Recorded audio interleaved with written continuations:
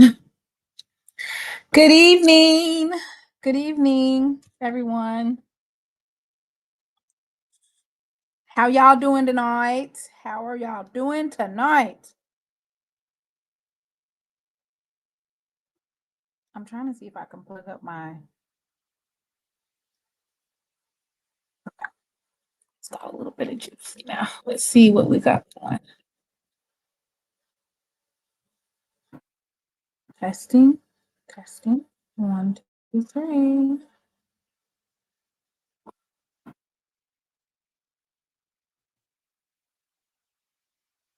Let's see what we got.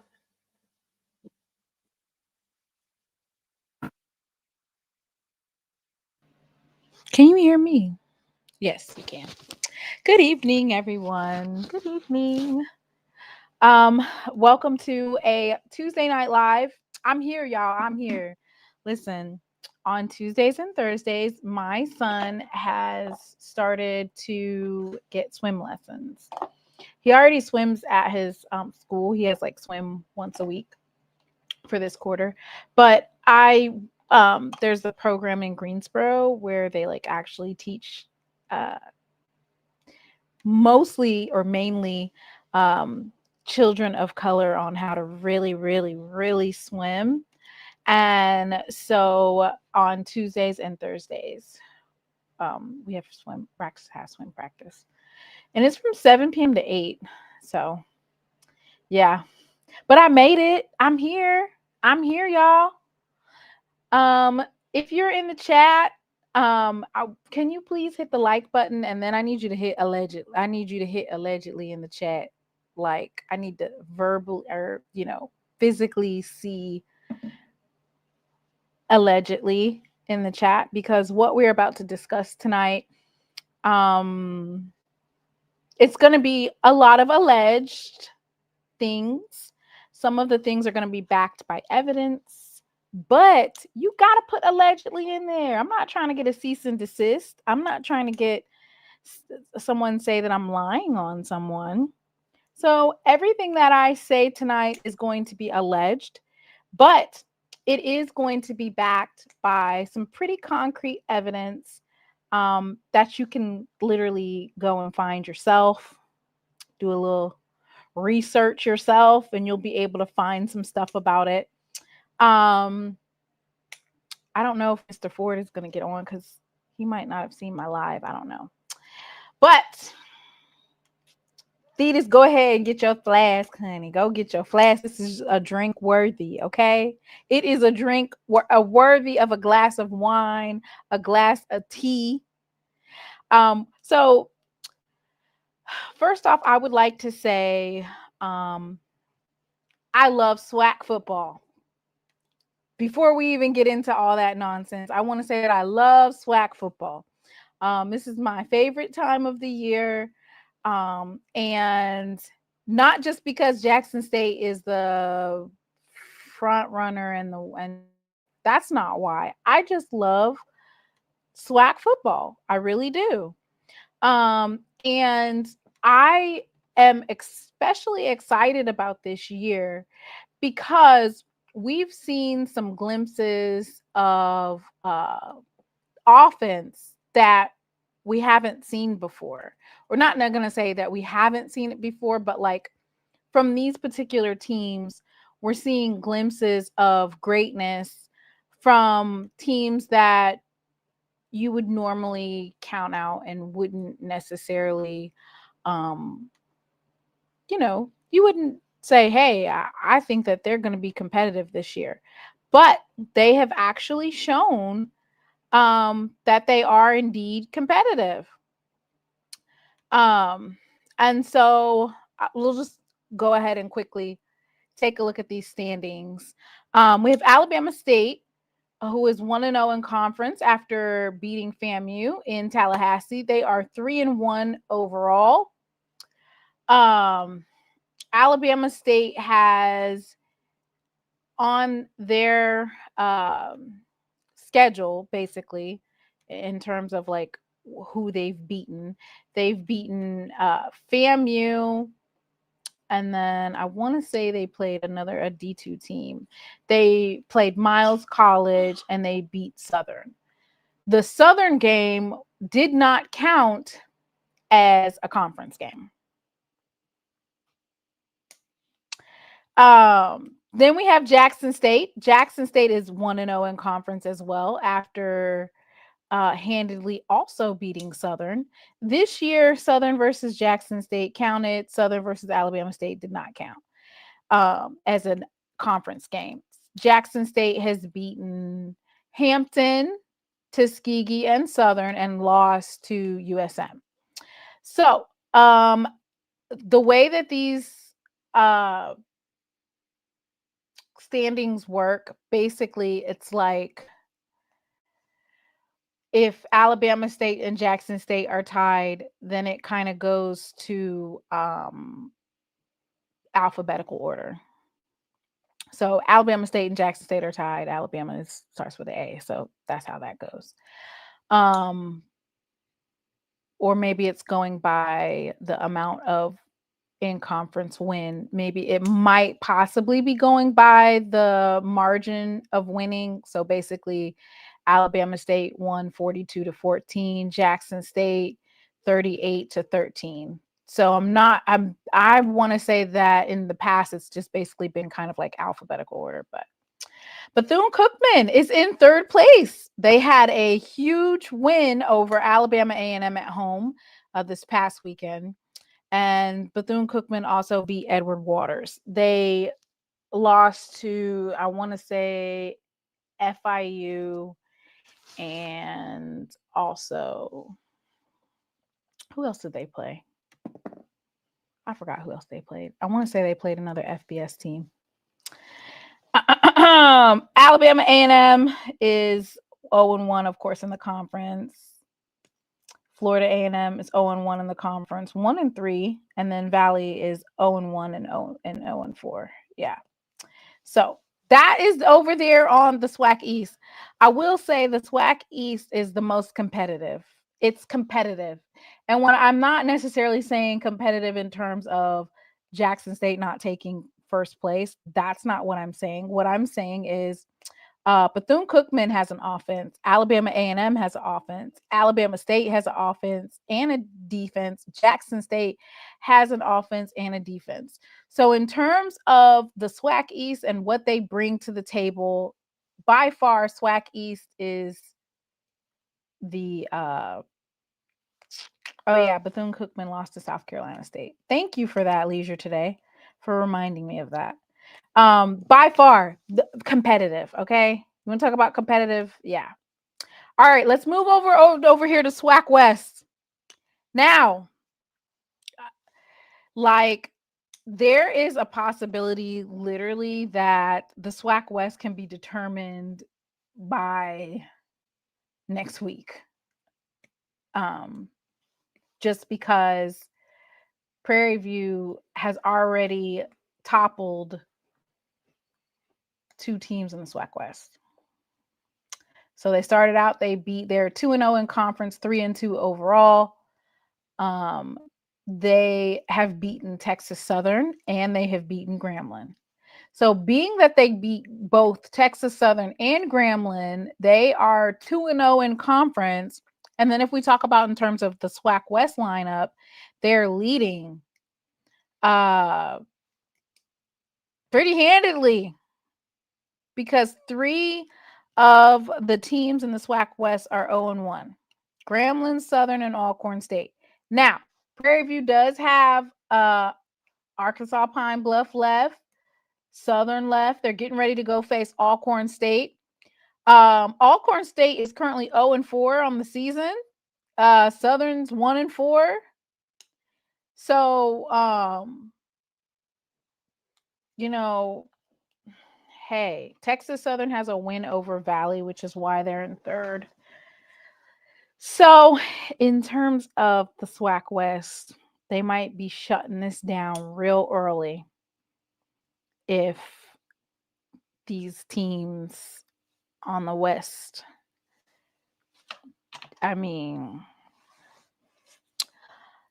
yes, Southern can run the table again. That's the thing.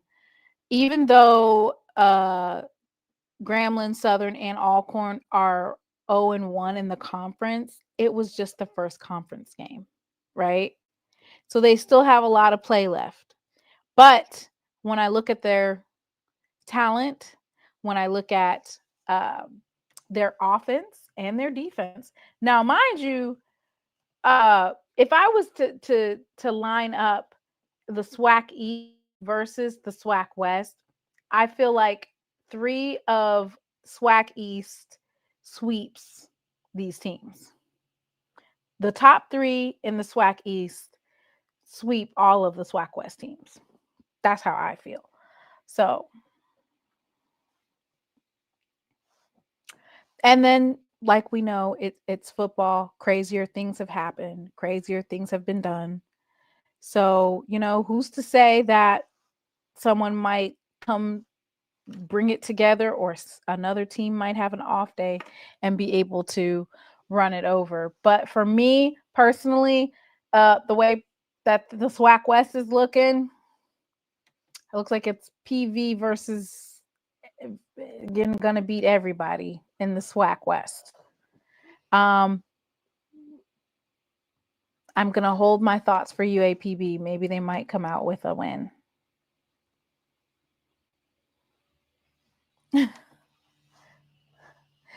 They need some Epsom salt, some Solve. Ooh-wee. I know Southern is still nursing that ass whooping from this past weekend. All right. All right, let me count how many allegedlys we had in this chat. If you haven't put allegedly in here, go ahead and do it. I seen like 7. 1, 2, 3. Okay. All right. Okay. Hey, Miss Tyra Lynn.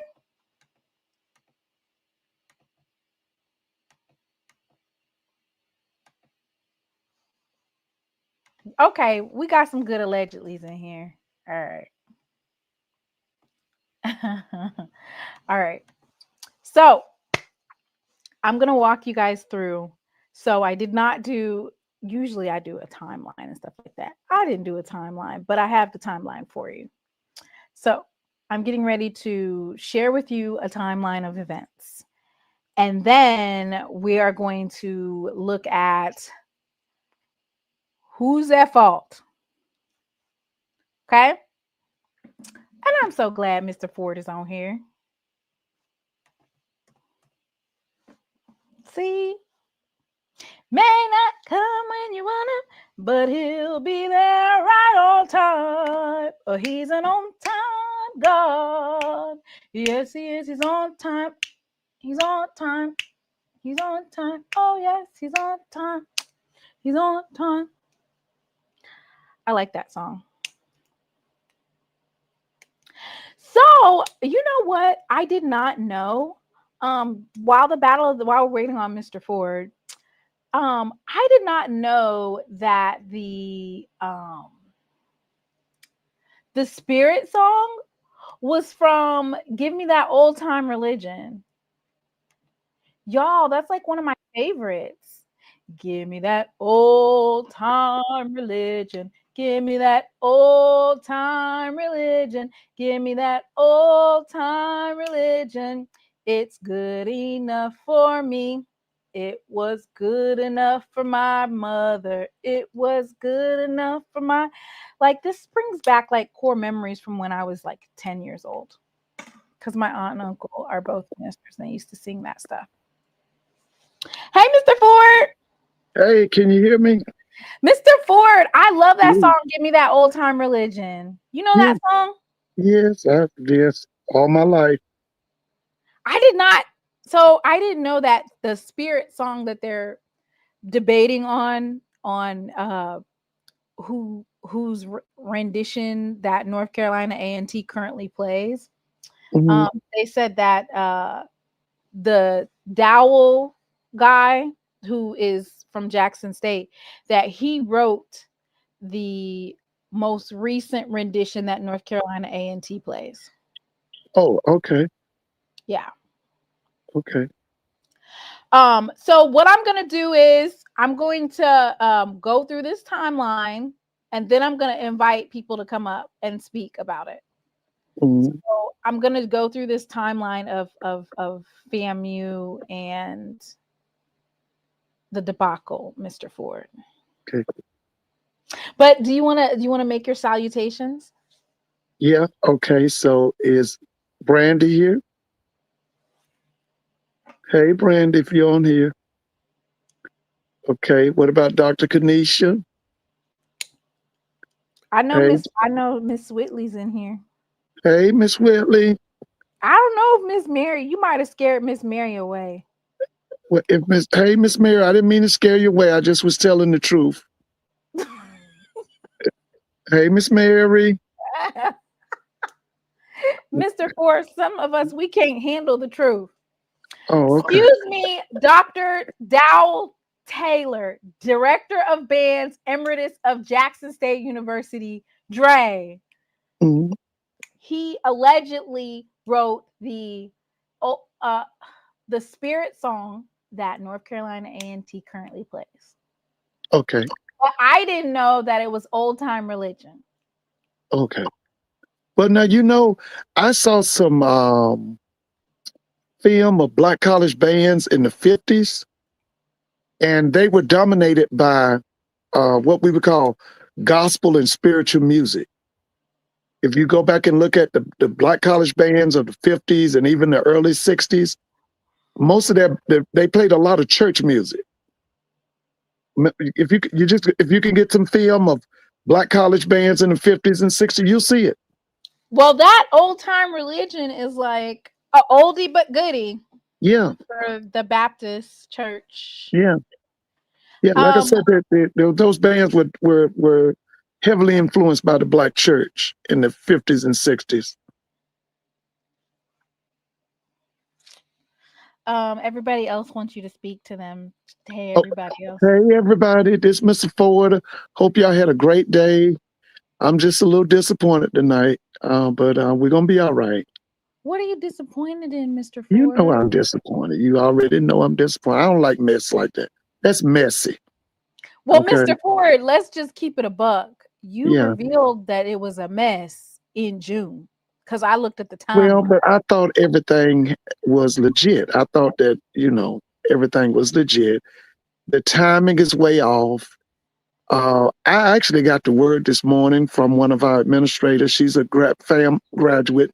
She's a what?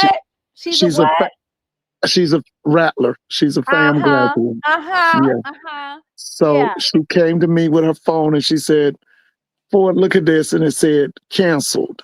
And I was like, oh man. And I just was disappointed. Well, Mr. Ford, we're going to look over the timeline, right? Because yeah, I know you will. We, me personally, I am a strong believer in breaking it down, right? Figuring out why did what happen. And so I got some insider information, and then I got some alleged information, and then somewhere in there lies the truth, right? Right. So we're going to go over it about the timeline.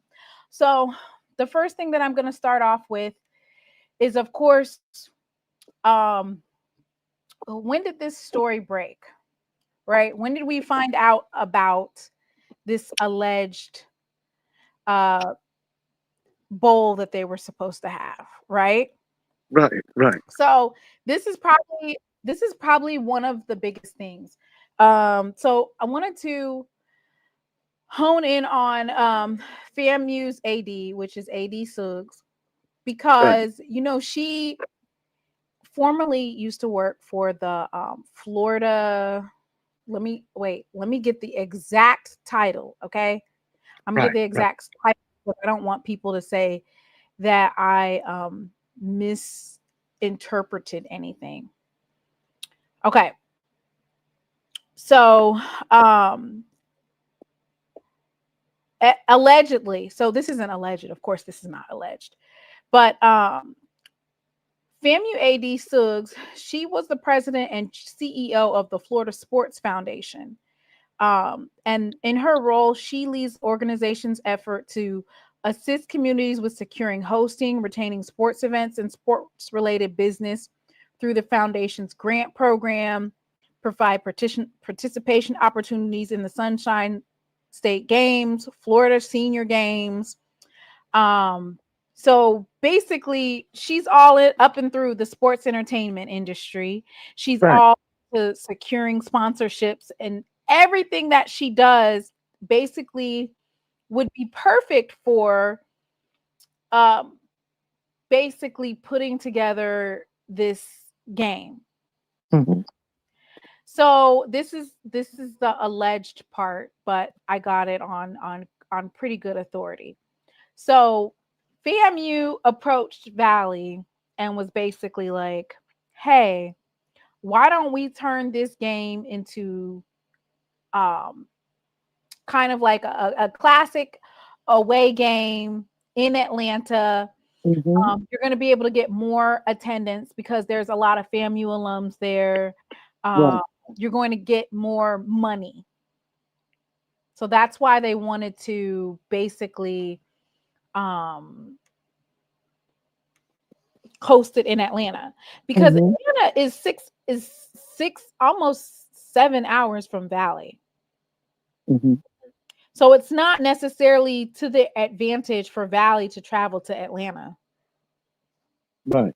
Mm-hmm. But they're saying, hey, you're gonna make money. So Dre, just follow and listen. Just follow and listen. I didn't say Valley wasn't to blame, but I'm just telling you how this came about. So, hey, that sounds like a good idea. The kids get to be in the Mercedes-Benz Stadium. They get to, um, you know, so before the contracts were signed, before anything was really put together all the way, um, Mm-hmm. the AD made the announcement at the FAMU. Let me get the exact name of where they were when she made that announcement. She was at the FAMU National Alumni Association Convention in Frisco, Texas. So to this point, this is Valley's game, right? But Mm-hmm. she said they decided they were coming to FAMU, Georgia, also known as Atlanta. She Mm-hmm. said at the FAMU National Alumni Convention AD's breakfast on Friday, May 30th. So on May 30th is when she made the announcement. They come into FAMU, Georgia. And then, unfortunately, you know what happened, right? She was indicted. Right. Mm-hmm. And the date that she was, um, the date that dropped is on June 10th, 2025. Mm-hmm. So a week and a half later, after announcing that they're going to have this, that's when she had to turn herself in. Um, she had to turn herself in. Now, mind you, this is the person that, of course, Valley made the original decision. That sounds like a great idea. We're going to make some money from it. Our kids are going to be able to go to the Mercedes-Benz Stadium. But the point of contact, or, the person that's the mastermind behind doing this event, because they've done so many events and stuff like that, she got arrested. So she didn't get arrested. I mean, she turned herself in. She was booked or whatever. Right. Uh, so on June 10th, that happened. So then she had to step down. Like, they weren't going to allow her to continue to work. She had to, like, step away from her post. I still think she's actually the AD. like on paper, she's still the AD. They haven't actually removed her as the AD. They were just kind of waiting to see if they could sort the stuff out. Mm-hmm. So because of that, that is where the fall through came, basically, because now your point of contact is no longer here. The person who's supposed to be doing the main legwork and stuff in terms of getting the sponsorships and doing all this extra stuff, she's no longer on her post at this point in time. So then, just time rolls by, and then somebody by the name of Jay Ford comes on here and says that they ain't selling no tickets. You remember you came on here and said that, right? Yeah. Mm-hmm. Yeah. That was around June 25th that you said that they haven't sold no tickets because nothing is set in stone. You made that announcement. You were just like, you were trying to buy them and they don't have any for sale. Yeah, it said Itabena. Not the Mercedes-Benz Dome. Right. And what's interesting about it is that, like, when you try to find like any type of promotion or any type of anything, they didn't even start selling their tickets. That's the main reason why they're canceling, of course, is they have no ticket sales. August 25th is the first time that another group of men, which is called the 100 Black Men of DeKalb. Have you ever heard of them? DeKalb County? Yeah, DeKalb. Yeah. Uh-huh. Yeah. That's Decatur, Georgia, DeKalb County. Yeah, that's one of our Is larger. that by the Mercedes-Benz Stadium? No, that's a suburban area. That's outside of Atlanta. So I feel like whenever you made that statement that the tickets hadn't been sold, that which was around June, or no, that they're not available, that on June 25th, that instead of like trying to save face, that they probably should have canceled at that point in time and relocated it.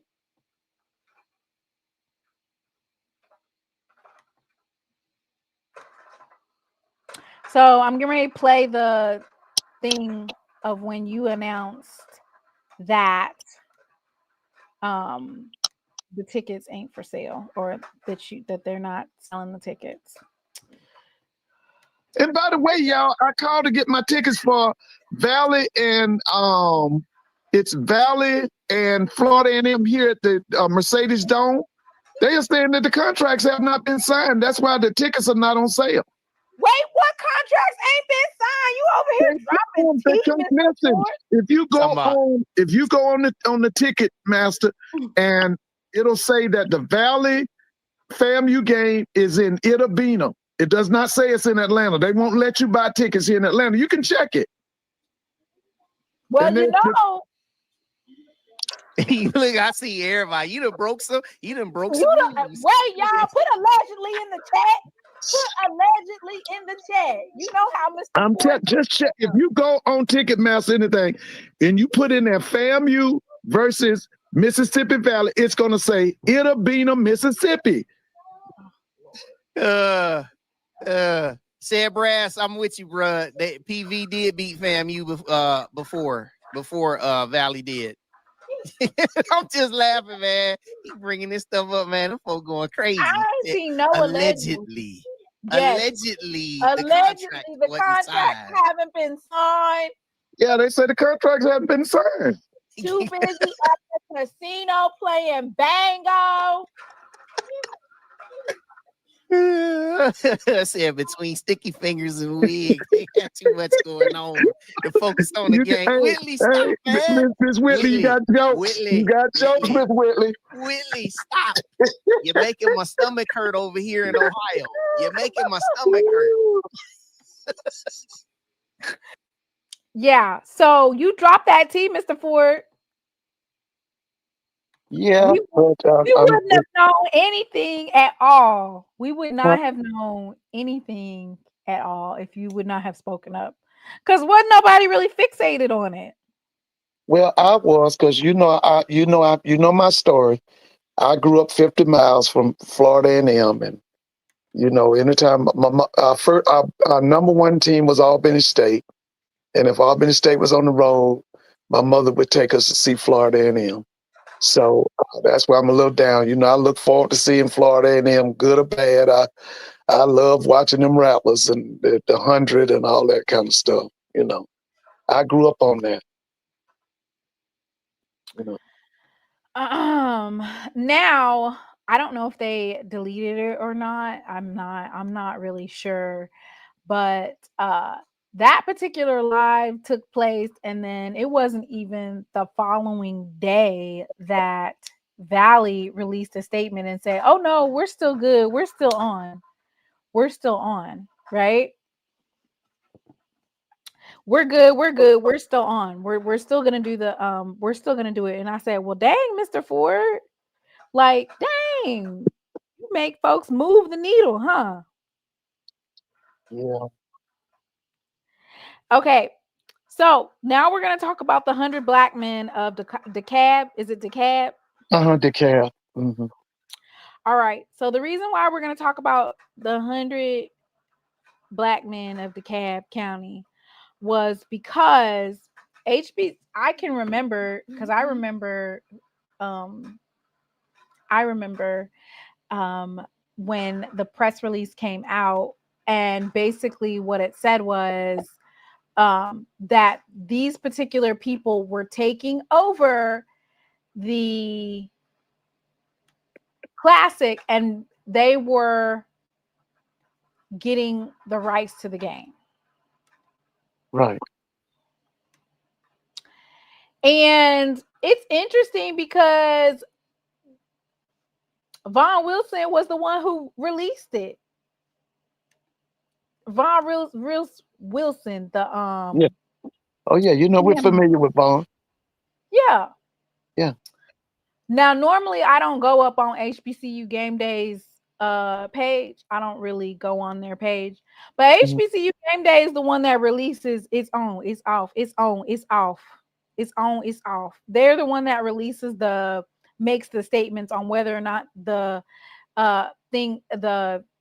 classic was on or whether it was off. They were the main ones to basically tell us, hey, this is happening. Right.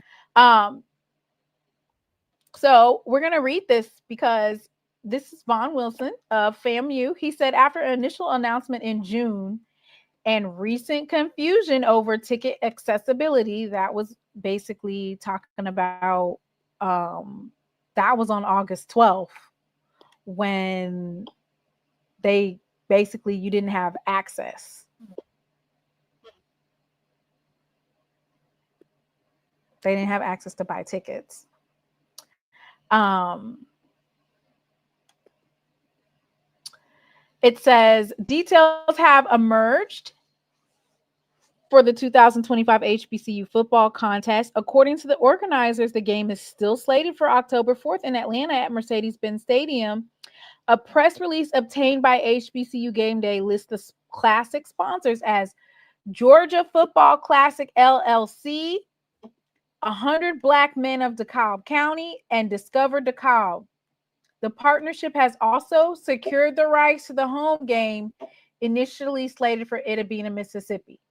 So basically, on August 12th, when you give over the rights, basically that means that instead of you like getting the tickets and stuff like that, the ticket sales and the whatever, instead of you getting that revenue, they're basically paying you now for that game. They're going to pay you a certain amount. And then after they pay that amount or whatever, then they maintain all the revenue that is received from that. Now, originally they were selling the tickets at georgiafootballclassic.com and then Ticketmaster. Right. And Discover DeKalb also posted it. So when we think in terms of like being scammed or whatever, I would say that they did have a setup together. It's just they weren't selling any tickets. And they didn't push it out. I mean, waiting all the way till August to push out a game of that magnitude, you're not going to be able to sell tickets in less than a month.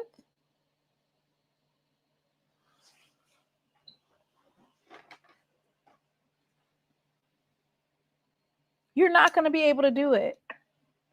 Now, here was the reason why I was tying certain people or certain names to it, is because you remember that classic in Tampa? Yeah, Southern and Bethune-Cookman. Yeah, I'm getting ready to show you that there is a link, meaning there is now the 100 Men of DeKalb. They are not necessarily linked to that classic, but this bands versus bands, that is the connection. And that particular matchup was canceled. And I'm going to take that as Reggie Theus doing his job, his due diligence, right? Yeah, big Reggie.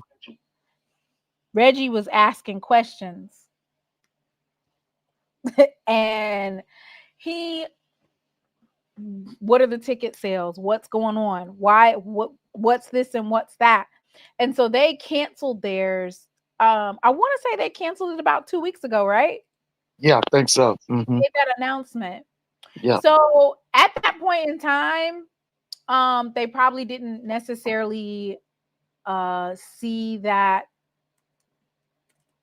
link, but after some due diligence, then you can see the link.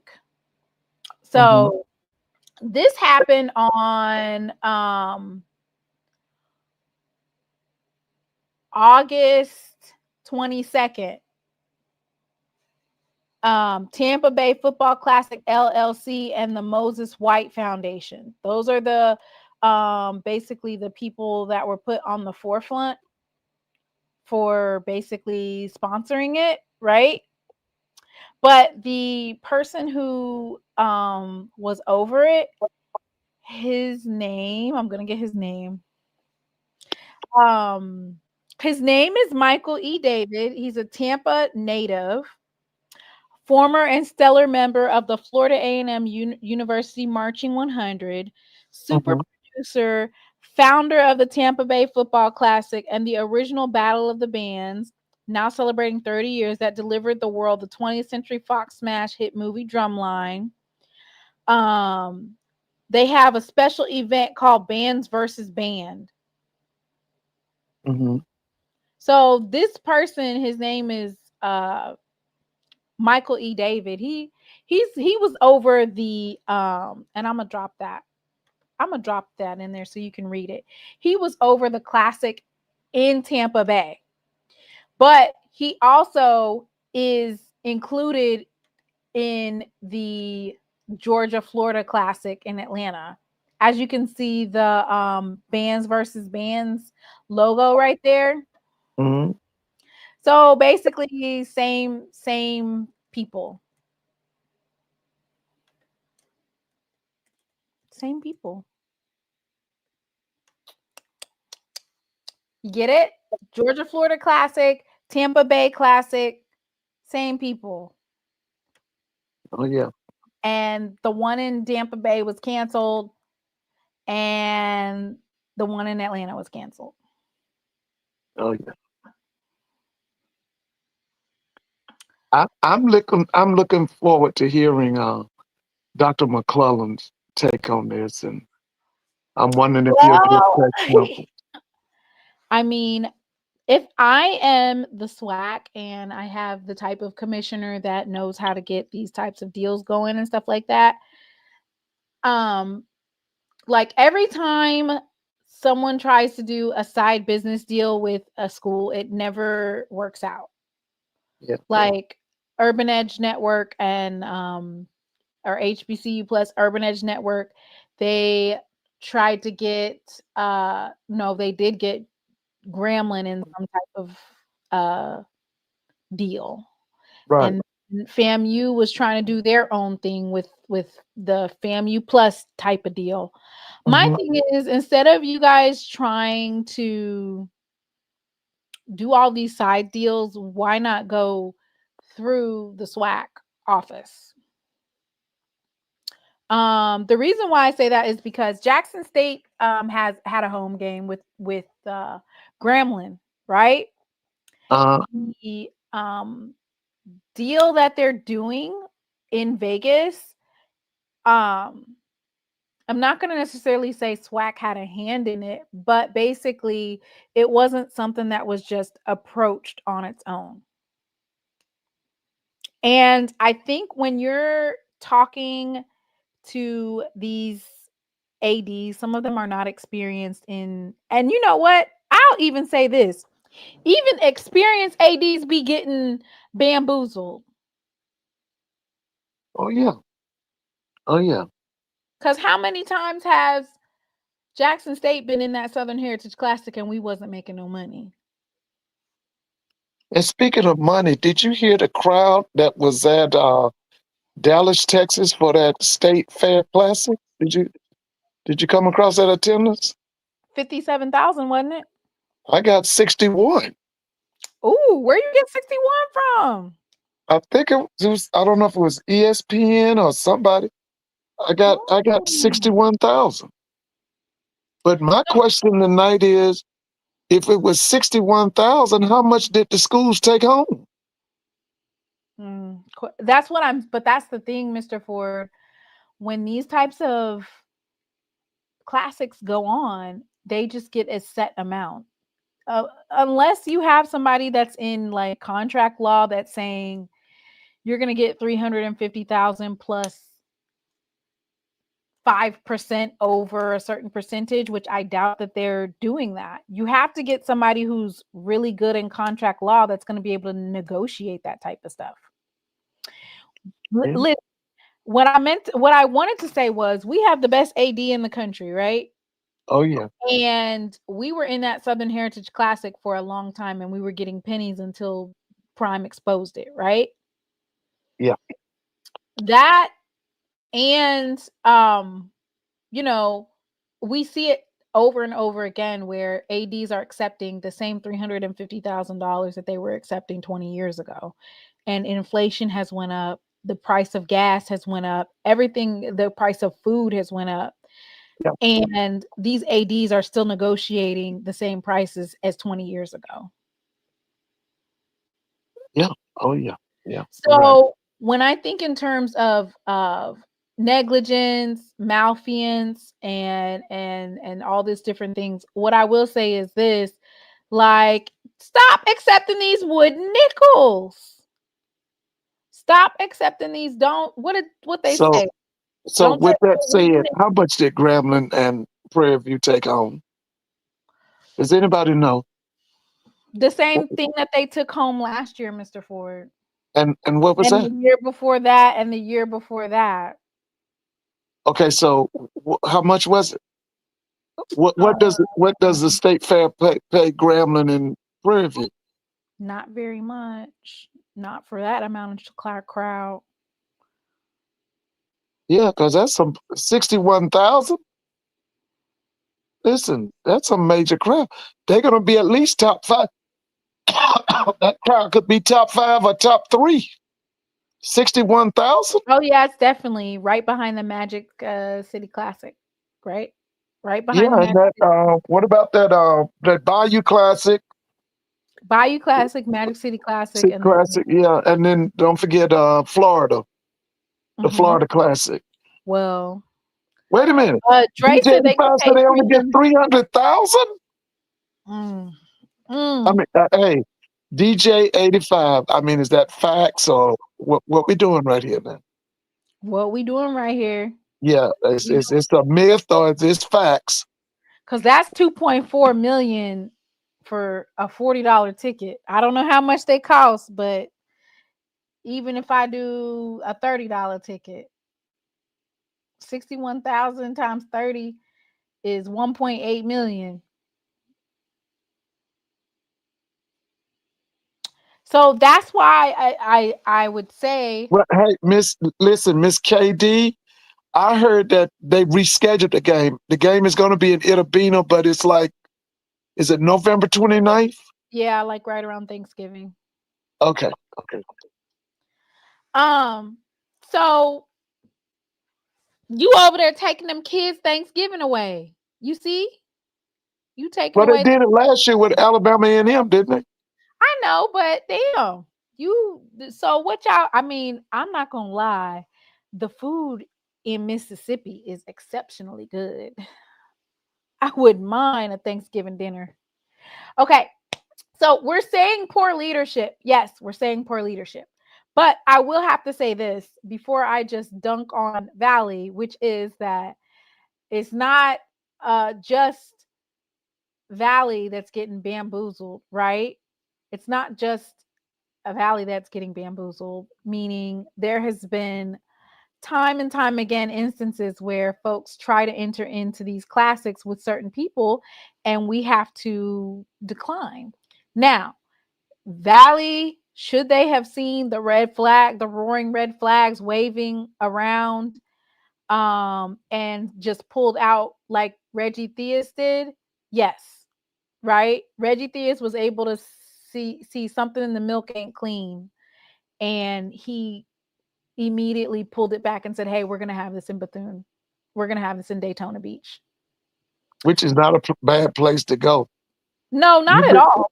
I was about to say, you've been to Daytona, right? No, I haven't been there, but Oh, you I've gotta go. seen You it. gotta It looks go. nice. Was And it 26 miles of beach? yeah, Daytona. Yeah, you gotta go.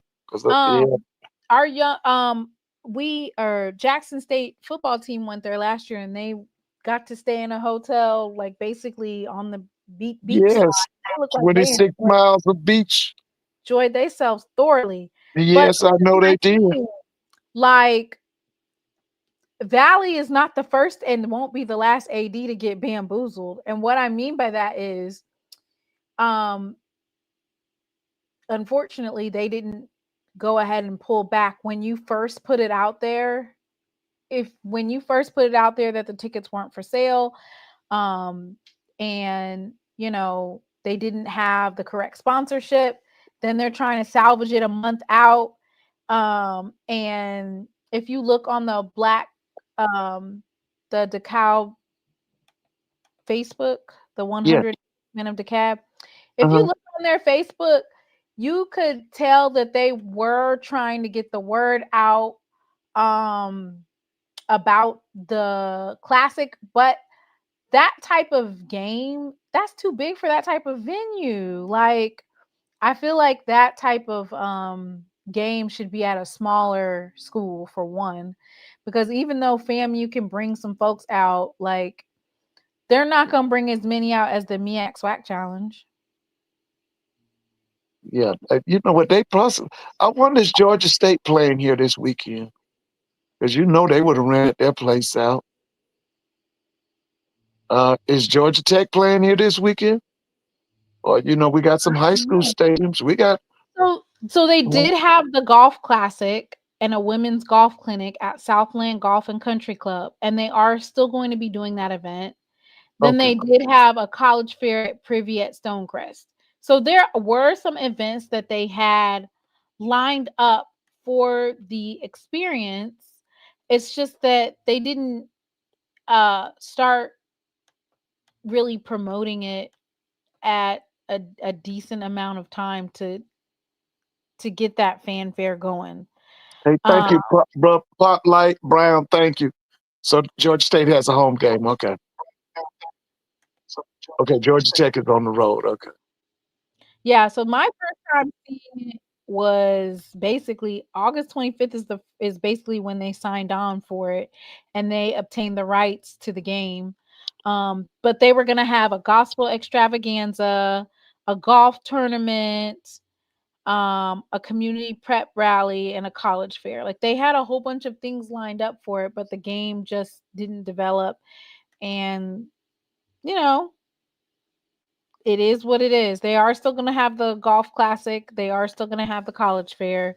But the game is canceled. And then, Mr. Ford, did you ever buy a ticket? No, I was going to buy it this week. My administrator did. She bought one for herself and for her father. On Ticketmaster? Because they were selling it on Yeah. Ticketmaster. Yeah, she bought it on Ticketmaster. And that's how she brought it to me this morning and said that it had on there canceled. And that's when I had heard some rumblings this week from some FAMU people, about was the game actually going to occur? But I was thinking that it would, I didn't think that this would actually happen. Well, like you remember that Jackson State was supposed to be in the Chicago Classic, right? Which one? The Chicago Classic is supposed to Oh, be yeah. I knew about it. in Chicago, right? Yeah. So some things fell through. Some things that were supposed to happen or that were supposed to be done weren't done. And so the AD made that executive decision quickly and moved it to Jackson, right? Before people booked their hotel rooms and their flights and stuff like that. But that's one of those things where being an AD or being a seasoned AD has to come into play, or knowing what questions to ask, or knowing you got to know when to hold them, know when to hold them, know when to walk away. That just comes with that. Well, listen, you know what? This might be a blessing in disguise for FAM because, it's North Carolina Central's coming to Tallahassee next week, and they're going to try to put a 60-burg a 60-piece on FAM. So this gives them more time to get prepared. Get prepared for an ass Walker, Texas Ranger is for real. He's for real now. You said it gets them more prepared Get for an prepared ass because whooping. Walker, Texas Ranger will try to put 60 on them. Mr. Ford, didn't FAMU have a bye week last week? Did they have one last week? I think they did have one before Alabama State, right? They did, and they still got their ass whooped. Drug all up and across the field. Well, listen, hey, Walker, Texas Ranger. I'm just telling you. Walker, Texas Ranger.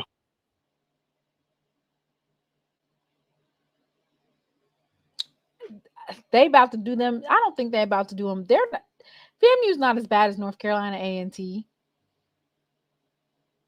You don't think so? Because I listen. I saw. Dr. Kanisha said that's not more time to prepare. Wait for the whooping when your parents get home from work. You know you about to get an ass whooping and you all anxious and stuff, waiting for them to come home. Walker, Texas Ranger. Yeah, so give him more time to prepare. Because he been putting belt to ass.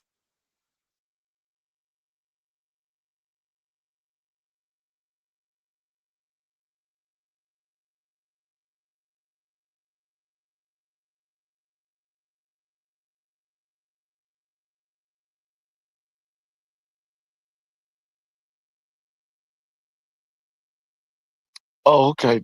Can you hear me? Can anybody hear me? Yeah. Okay, he's DJ 85 said the highest payout is 600,000. Did you see that? DJ 85? Yeah. Yeah. That's the HBCU. I just sworn Alabama A&M and Alabama State get $1 million apiece. Jerome said losing the 2 MEAC teams in one season should be grounds for expulsion. Mr. Ford, tell FAMU to take their ass back to the MEAC.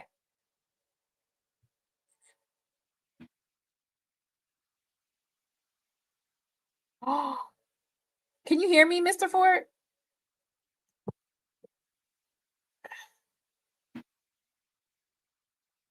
Alabama A&M and Alabama State. Oh.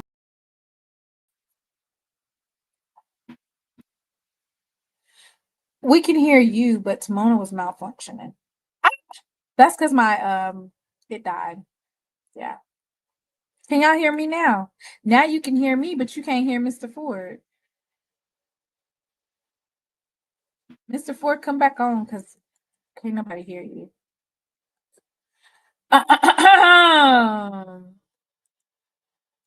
Jerome, can you come explain to us the spirit song? Or am I being messy?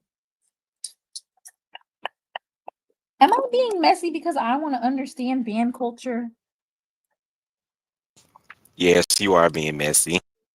No, I'm not. I want to know about band culture. I'm intrigued by it. Can we talk about? Oh, Jay, share with us about the battle of the band. I mean, the Boombox Classic. Who won? Who won? I had a good time. You know, I also enjoyed the light show. That was very refreshing and, you know, lively. Tell us about it. What did it? Oh, I saw the red lights for the red light special. Yeah, Dr. Kanisha knows it all, honey. Who is the HBCU band expert is here. There you go, Mr. Ford. Okay. You Sorry back about on, that. Mr. Ford. Yeah, sorry about that. Hey, Mr. Ford, how you doing? Hey, how's it going? Fine. So Yeah. you in Baton Rouge this week? Oh yeah. Oh yeah, I went down there. Okay. Just, What were the them Jaguars talking about? Are they mad or they just gloomy or what's the attitude down there in Baton Rouge? I mean, that was talking in that first half, but by the time the second half came, you know, they ain't really said much after that. Okay, well, how they feeling about that staff down there? And by the way, I don't, did anybody mention I who don't that know. president is? I don't Wait, even know who what? Southern's president is. Wait, say it again.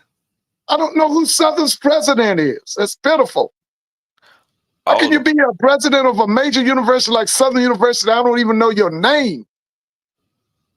Mr. Ford, we went over him, remember? I know it, but that's ridiculous. I don't know nothing about him. are you talking about the Not, chancellor or? Yeah, the chancellor. Who is it? he's not from like the he's not like us. I was about to say because I'm used to,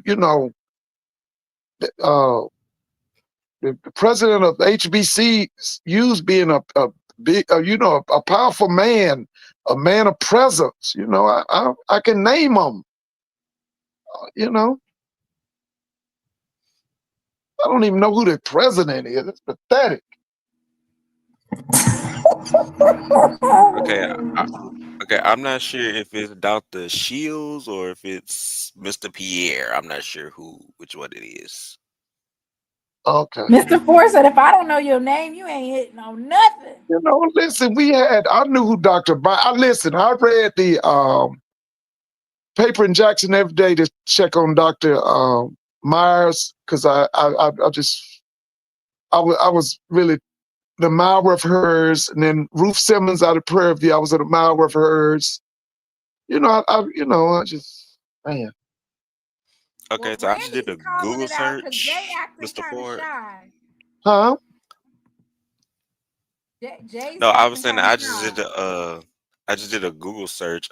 So their university system chancellor is Dr. Shields, but the president of the Southern University A&M College in Baton Rouge is John Pierre. Now, I'm not sure if that's updated or not, but that's what Google's saying. So Okay. now, what was you saying about me being shy, Timona? Because you're not saying it. Brandy says they want a new football coach. Yeah, that's what I'm saying. What was that? Did you talk to any Southern people? Oh no, not really. So what happened with Coach Graves is what happened is Coach Graves won the Bayou Classic, right? And Right. then they went to search for a coach, and they couldn't afford nobody. That's what Roman Banks said. We can't afford none of these folks that they asking for a little bit too much. They asking for Well, too much. now listen, you know what I've told you about Roman Banks. He wouldn't know a bona fide or a championship coach if one hit him in the head.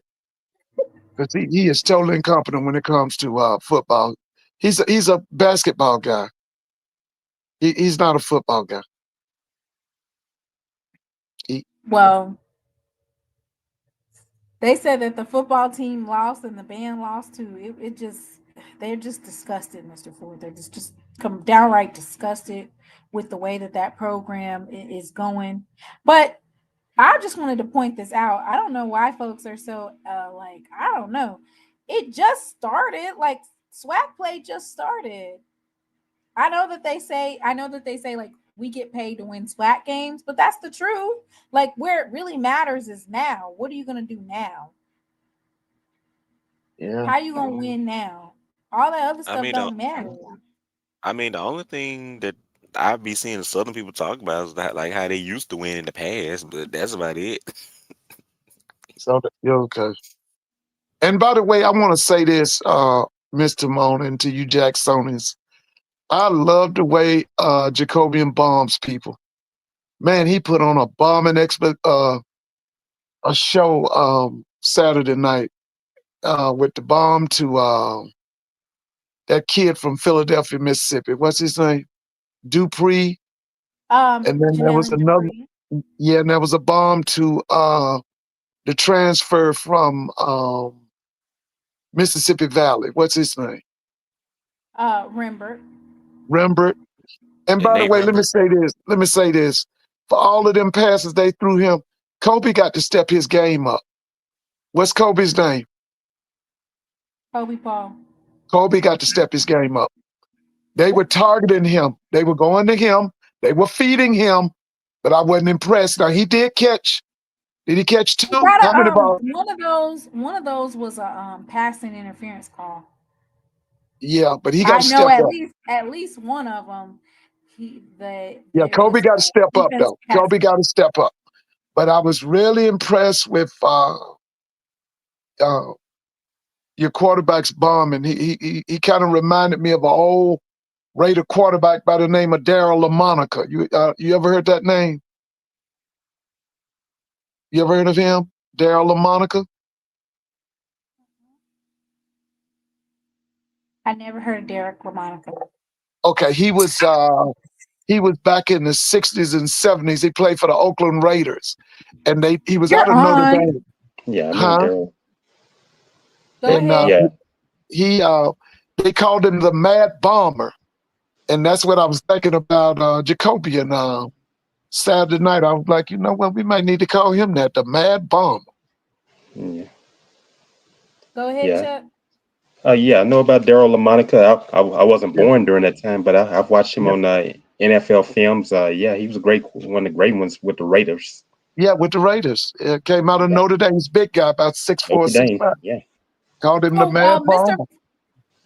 Mr. Ford, so do you think that Jacobian just needed to warm up a little bit more and get more relaxed and get to his rhythm? Because it seems like, or was it the offensive coordinator opening up the playbook for the second half? What do you think that was? Trusting Well, now Jacobian a little bit let me more in the just say second this half. about Jacobian. His best asset is the deep ball. I don't have a problem with the swing pass, with the what we call the seam game. But now his best pass is that deep ball. He's a bomber. He's a bomber. And the thing we always liked about the bombers was that they could hit people in space. They could hit you so quick. Really, because of them bombs, you blew Southern out so quickly because of them bombs. The bomb is the equivalent of a home run in baseball. It's a knockout punch. And like I said, the best thing about Morgan, about Jacobian, is his deep ball. He can. Now he missed one deep ball. I can't remember who. He overthrew somebody. He missed it, and you could tell he Yeah, they hadn't were been wide good. open. Yeah, they was wide open. That's right. He was wide open. All he had to do was what he didn't do. He didn't put enough air under. He didn't let the guy run up under it. It was a little too low, and he missed it. But he came back and redeemed himself. But I'm just telling you, he's a bomber. He's a bomber. He's a bomber. He's a mad bomber. So moving into like this upcoming schedule, they have Alabama A&M, right? Yeah. Quad Brown is Coach Shade said that Quad dressed out, but that he just wasn't ready.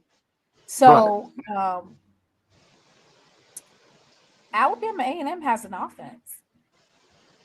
Yeah, but here's what happened. I went back and watched some of the game. You know our guy that claps his hands before he tells he started. I watch him. What you know who I'm talking about? Right. Yeah. Okay.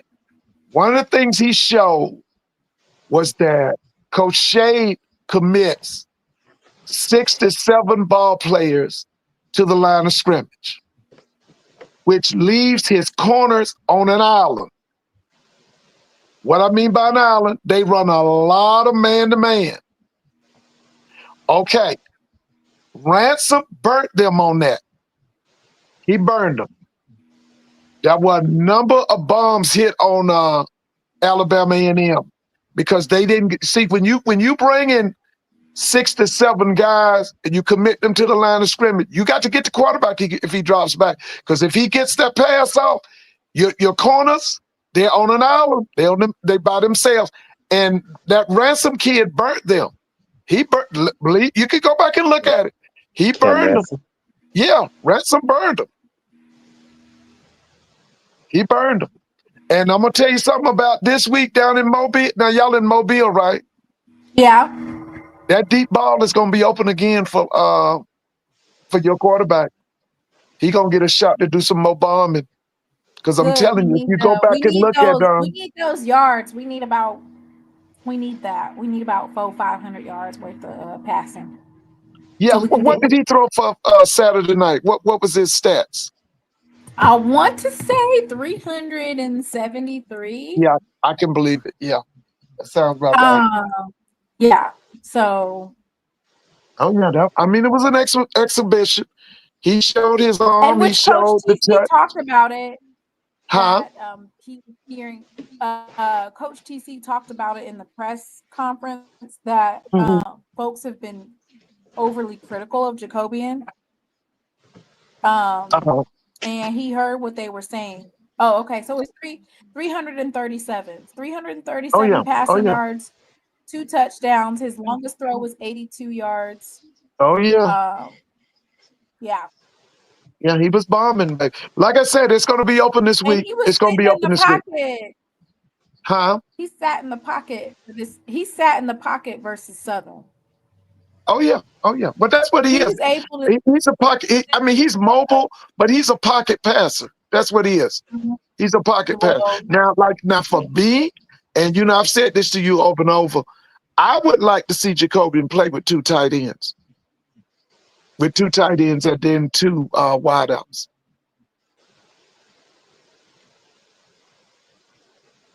Yeah. You remember how they have a defense. Huh? I was going to say Alabama A&M's defense, like you said, that Cam Ransom was just. See, the thing about because he has a pro background, he has Sam has an NFL background, and see in the NFL you can do 2 things. You're going to play a lot of man-to-man, or you're going to play zone. He comes from the school of man-to-man. Okay, and so he's not going to let you run on him.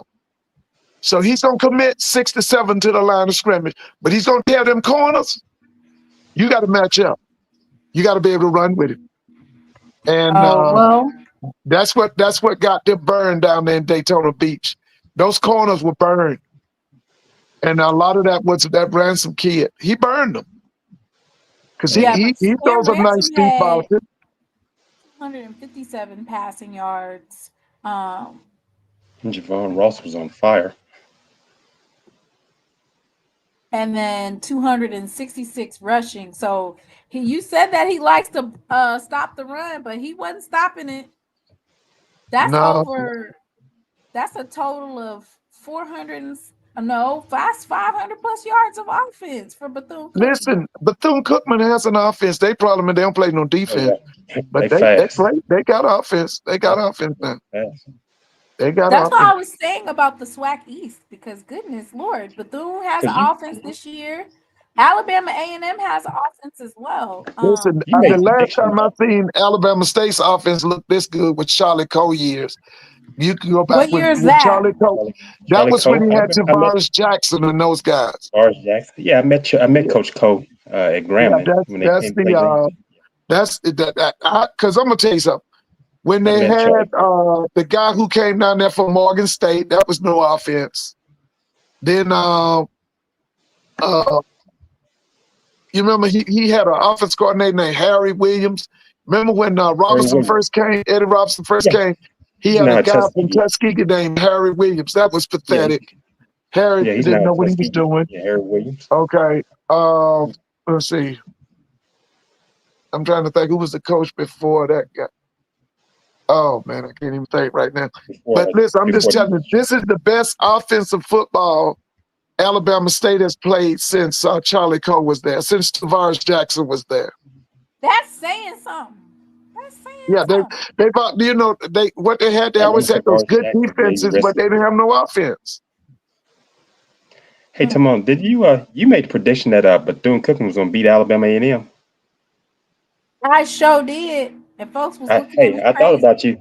I thought about you when I watched that game. I said she made a prediction, and I said, yeah, she was right.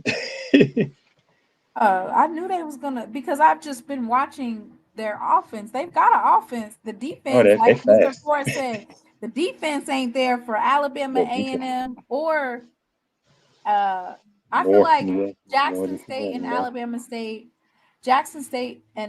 State are the only complete teams in terms of having offense and defense. Whoever wins the Jackson State Alabama State game goes to the Celebration Bowl. Whoever wins that game goes to the Celebration Bowl. But what about the SWAC West, Mr. Ford?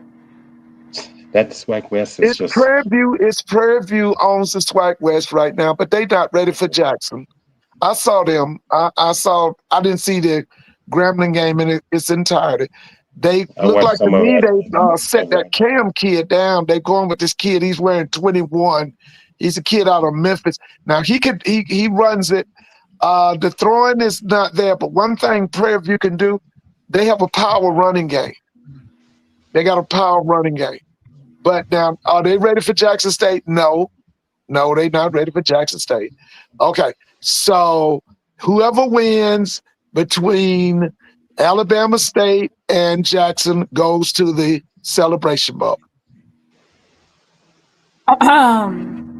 So do you think Alcorn has a chance of pinching a Prairie View this weekend on the reservation? I really don't see it. No. I told you, and me and you go back and forth on this.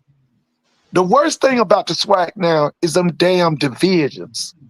Get rid of them damn divisions and pick the best two teams at the end of the season to play for the SWAC championship. Let's do the same thing they're doing in the ACC and the SEC. Okay, get rid of them damn divisions. Yeah. Me personally, after we went up on a team, I don't want to play them again. No. You see how that Southern game went when we had to play them again? No, you know what? Show up. Listen, that's why I say take the best two teams. Take the best, because see, y'all was hollering last year about Terrence Gray them going to West. And I kept trying to tell y'all that this SWAC West was weak as Sweetwater. I told y'all that. Yeah, you get rid of them damn divisions. Weak as Sweetwater. Hey, I'm gonna tell you who has a great running game, Mr. Ford. Mm-hmm. They pounded on FAMU, Alabama State. Those two guys, Jamari Holtzclaw and Marcus Harris. They were pounding on they wore that FAMU front down this past Saturday. I watched that game. Yeah, like I said, the championship for the SWAC is that homecoming game. When is that? 2 weeks away, or when is that? What's the date? For us, Yeah, when's your homecoming? October 11th. Okay, that's going to be for the SWAC championship. That will decide who goes to the Celebration Bowl. And Holtzclaw is from Florida. He's from Fort Lauderdale. Yeah, Alabama State has always reached into Florida to get players. That's nothing new for them. They've always done that. And Marcus Harris is from Jackson, Mississippi. Yeah. Yeah, they've always reached in, especially Miami. Oh yeah. Yeah, they've always done that. That's a tradition at Alabama State. They've always had a lot of Florida players. I can see it.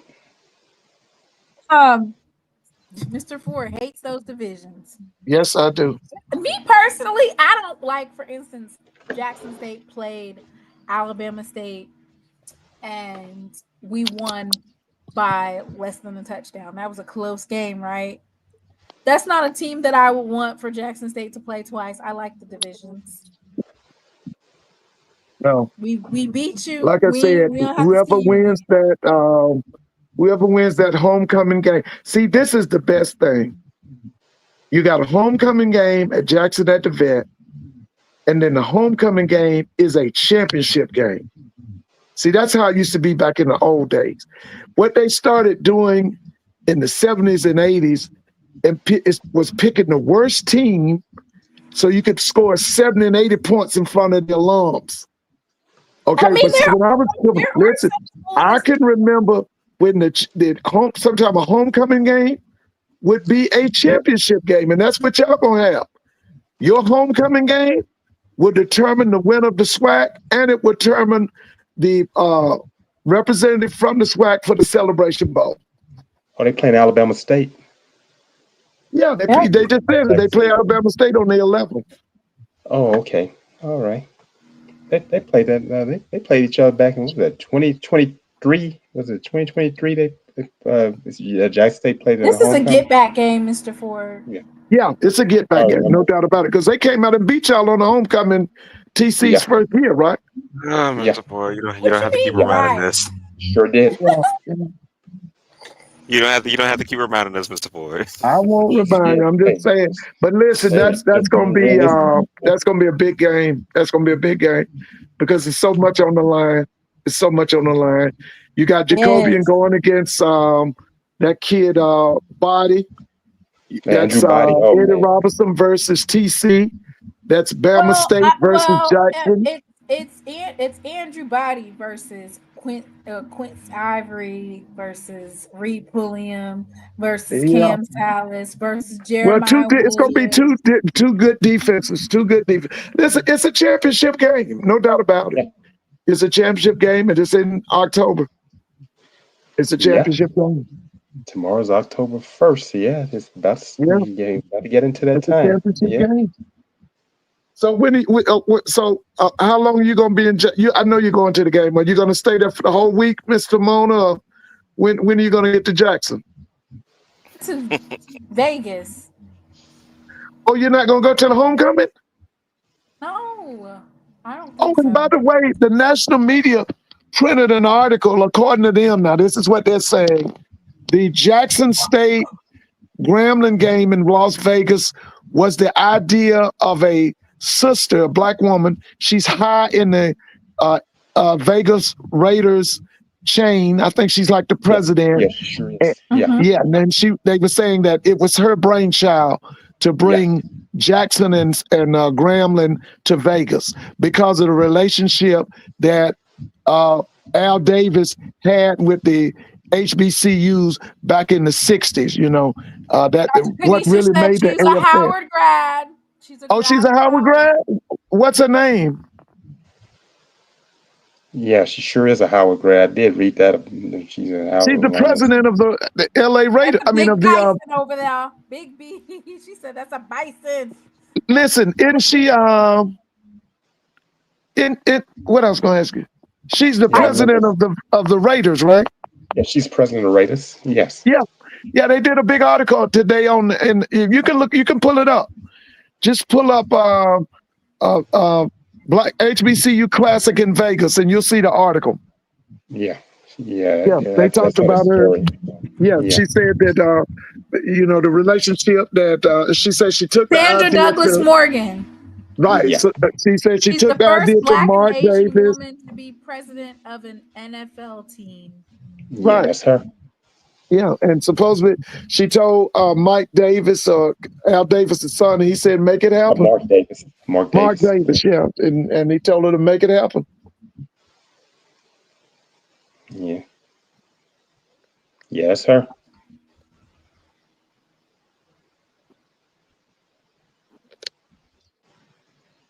Yeah, they Well, Graham always had a um, great relationship with the yeah, Raiders. because And I yeah, like Raiders prior and to Chiefs. me, my planning for this season was, of course, to go to the Vegas game. Right. Never in a million years would I think, I'm not gonna say a million years, but let's just be frank. Like preseason, nobody thought that Alabama State was gonna have an offense like that. You just said that they haven't had an offense like that since Charlie Cole, Tavares who's Jackson. that? That's 80s, No, that was No, in the 90s. no, it's 90s. like 2000, like early, like in the Yeah. 2000, early 2000s, Well, so I didn't think that that was gonna like be mid 2000. Yeah, a early mid 2000. highlight type of game. That's the game of the season, actually. That's in the 2000. Yeah, without a doubt. That Yeah, I met Charlie listen, Cole. you got Jacobian, you got Body. I still think that kid down there at Southern should be up for that offensive player of the year too, because that kid is explosive, man. That Who is guy's it? Trey everything. Holly. Yeah, Holly. Trey Holly. He's Yeah, from my listen, neighboring man. parish. You know, Oh, yeah. let me tell you something. You know, how many Yeah, PWIs gonna go I'm from down on Louisiana. Southern's campus and offer him money? Do you know how Union many PWIs Parish. gonna make that trip down there? Borrowed time. He was always on borrowed time. Oh, he was like that in high school. I can tell you all Yeah. Like about Trey you Holly. just knew Yeah, that Southern lucked up and got him for this season. You know, yeah, that the young man is offense tough. has I don't know how to fix it, Mr. Ford. How you gonna fix it? You said they needed a new offensive coordinator, and then you said No. not I that. changed that. After I saw him here in Atlanta, I said regime change. No. I thought that was what I said during the summer. But once I put my eyes on them and I saw them in that SWAC BAC challenge, I said regime change. So Yeah. they need a whole new staff. Yeah, they need a new staff. The regime change. They Okay. need a regime change. But it's only one game, Mr. Ford. They could No. actually No. Southern could still Let me win say the this. Let me West. say this, Mr. Vaughn. Let me say this. Since I saw them in August, they've gotten worse. Yeah. Oh yeah. I didn't They've have gotten faith worse. in them from the beginning. When I had seen that they were scheduling North Carolina Central, I said Central and beat them. When I saw the Well, schedule, and it's not only Southern, Florida A&M needs regime change too. And I think if Walker, Texas Ranger has his way and does a 50 or 60 burger on them in Bragg Stadium, I then you saw don't have to FAMU. worry. Them people down there in Tallahassee going to make that move. After They're They're gonna the get the game, money. Yeah, I said, oh, they I don't know they about the can money, but they're going to make that move. they gonna make that move. How you gonna make the move They without the money? they Don't find worry. ways to do it. They'll They've been come doing up it for with the money, years. but they're They going to come make up with that the money. move. Doing it for years. Because I Yeah. got a feeling, listen, I keep telling you, last summer, y'all got all upset because I told y'all that Trey Oliver, okay, that Terrence should not be talked about in the same breath with Trey Oliver. I told y'all that Terrence Graves was not on It's Trey not on Oliver's. his level. Yes, That's you right. said that. And so y'all was, y'all got to fight, y'all felt about that. And so y'all ran and Who got, is what's his we? name? That wasn't me. That was Zoe. Okay, yeah, y'all got all upset by that. And so, okay. Y'all, Mr. But Ford. anyway, like I said, If FAMU may Walker find a way Texas to get them Ranger has his way, if he do like he's supposed to, Southern, they don't have to find listen, a way. I think FAMU's gonna make that move. Yeah, I want to see that meeting tomorrow, Mr. Ford, the 220 quarterback club. I just want to see how things. Oh Lord. Oh gosh. Oh man, them I people gonna mean, be you could beating listen. They haven't gotten any better. I told y'all. I went to the Albany State FAMU game. Albany State dominated them the first half. I sit there and yeah. watched it. They dominated them the first half. Hey, you know what? I had predicted Albany State to beat them. I sure They did. should have. They didn't. Listen. If they had converted those touchdowns, they would have went out at half leading 21-3. Ooh, If they had converted those touchdowns, they were in. Go back and look at the game. Look at the number of times they was in the red zone in the first half. Yeah, I watched some of that game. It's a dirty mess. It's hard to say. We tried though, Mr. Ford. They tried. Huh? I'm a grad student, but I ain't never beat. No, shut up. Let me shut up. Southern hasn't beat Jackson State in like 5 years. Yes, They're not gonna beat you with that. Listen, with that group down there now, they ain't gonna beat you. Are you impressed, Mr. Ford? Huh? I saw Are that you sign. impressed? I saw that sign. Like I said, I want a regime change. I want a regime change. Because listen, let me tell you something. Always remember this.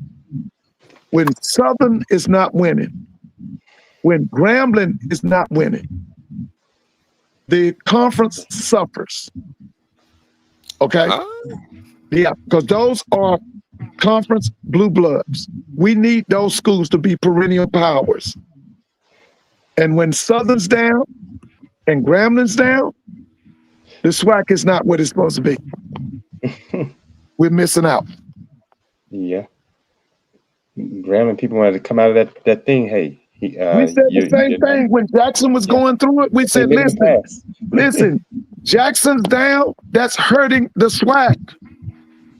We can't have Jackson down. I've gone over this with y'all. Jackson's in the middle of the conference. It's the middle of the conference. Okay? When Jackson wins, people make money. Folks thought we were going to drop off when Dion left. No, that was the case. Listen, let me tell you something. He had to re-recruit that roster. Jackson don't miss Dion. Dion misses Jackson. Yeah, he had to re-recruit that roster. Yeah. Listen, you getting ready to win your second Celebration Bowl. Dion lost too. And look like in Colorado. I wonder how long he's gonna be in Colorado. I watched that game against BYU, and I can just see a decline in that program. Now his sons and Travis Hunter are gone. His decline there, and I wonder how long he'll be there. I do feel like the SWAC needs to be competitive. Period. I agree with Brandy, and I feel like it's great. We do. Bethune-Cookman being competitive. Yeah, they do. They do need to be competitive. Yeah, I agree with Brandy as well. If we see UAPB beating Texas Southern, what you gonna think, Mr. Ford? That'll be a huge turnaround for UAPB.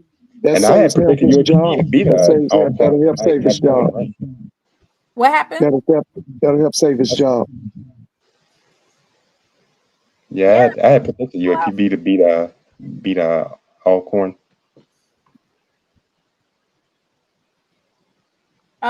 So this coming Saturday, it's Bethune-Cookman versus the Alabama State Hornets. I like seeing Alabama State defense facing an actual offense, because I feel like the teams that they've been up against, they haven't had a complete offense. So I'm interested to see Cam Ransom and Alabama State defense, how they basically prepare for that. The main thing is that Alabama State will give him some looks he's never seen. See, what Eddie's doing right now, Eddie's coming out of the Buddy Ryan playbook. He's playing his linebackers downhill.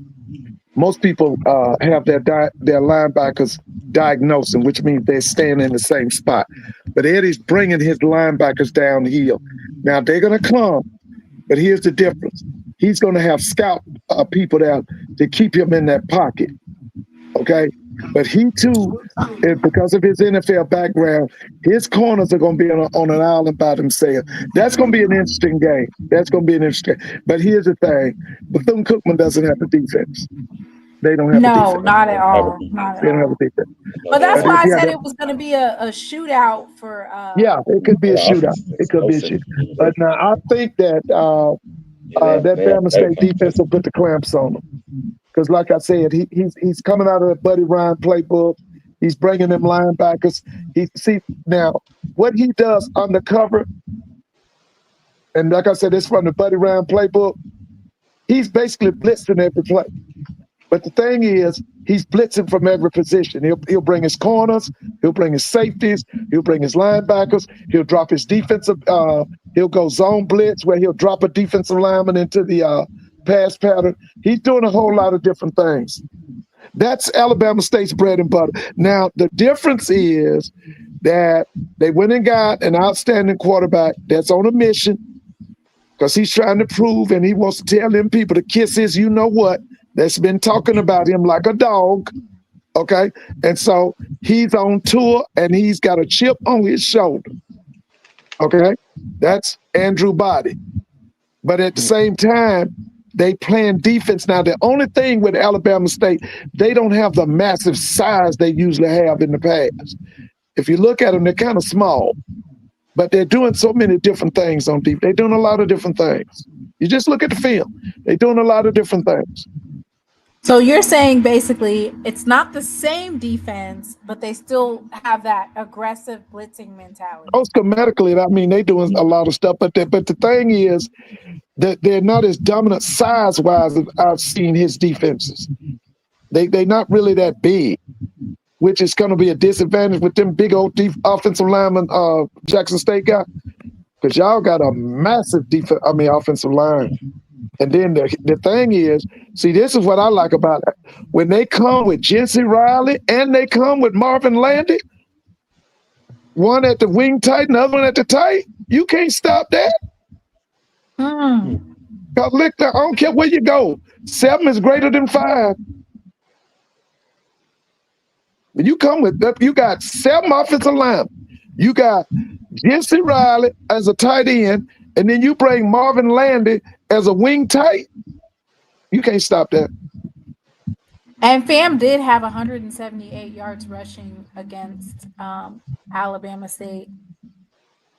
Listen, FAMU was beat in the first half. Listen, I stopped watching the game in the third quarter. They was beat down. When I stopped watching, it was Alabama State was in the 20s. When I went back to check, they had beat them 42-14. Belt to Those ass. backs took a load off of Body. That's what it was. Out there Those backs took a load off of him. Whooped them up.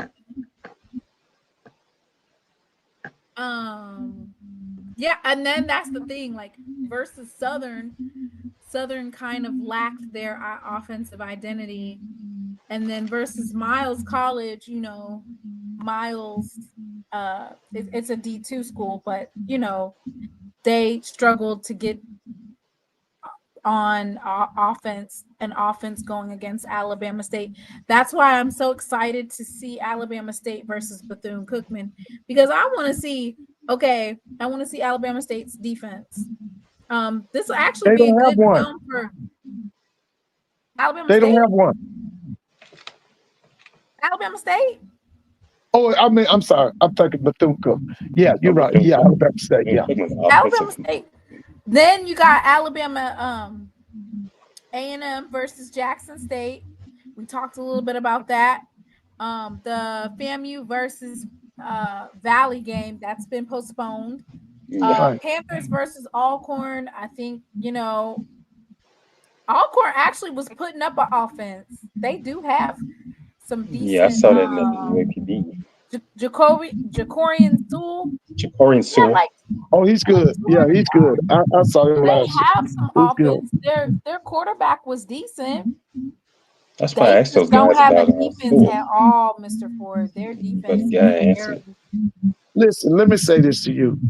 At the end of the season, if when Alcorn brings that team in the vet and TC and them boys run over them, that might be Coach Thomas's last game. That might be his last game. Why you think that? Those Alcorn Them Knights don't people play. can't take it. They not going. I'm telling you, he knows it. He's already said it. But you what is Alcorn now? 0-4. Yeah, 0-4. Okay, that's not good. That's not No, good. it's not. And listen, he's on the clock and he's under a microscope. He on both of them. He's on the clock and he's under a microscope. And losing to someone like hey, Mr. Ford and I have seen it through the years. Losing to someone like your alma mater, Timona, they don't take that very well on the reservation. They don't take that very well. Yeah. Trying to get folks to start taking it because it's tradition and culture, baby. It's different. Yeah, these people don't play. No, they don't play. They dominate like WC Gordon, Mr. Ford. You think TC about to dominate like WC Gordon? I saw Gordon. Yes, he dominates like WC. He'll be a Hall of Fame coach because listen, we saw the Gordon era. He's WC Gordon is a Hall of Fame coach. Yeah, we trying to get like that. Yeah, we got to meet him as well. He nice guy. He's away from the field. Yeah, Gordon. He had some great teams. He had to continue him because there was a lot of heat on him. Yeah, he dominated the 80s. He dominated the 80s. I tell you. He dominated. I think he retired early 90s. He retired after the 91 season. He became a director at Jackson State. Because he took over in Jackson, I think, in 76. 76, Bob Hill got terminated. The TC Taylor era at Jackson State. Nothing but ass whoopings. Ass whoopings everywhere. But see what these schools have got to do, they got to go out and they got to get somebody that can match TC Taylor. If you can't beat TC, you can't come in the SWAC. That's the attitude they got to have. If you can't beat him, look for that next coach, put him up against TC. If he can't match up against TC, send him back on his way. If his resume does not say he can fight TC, he don't need to be in Baton Rouge. Same thing with Graham. That's not fair.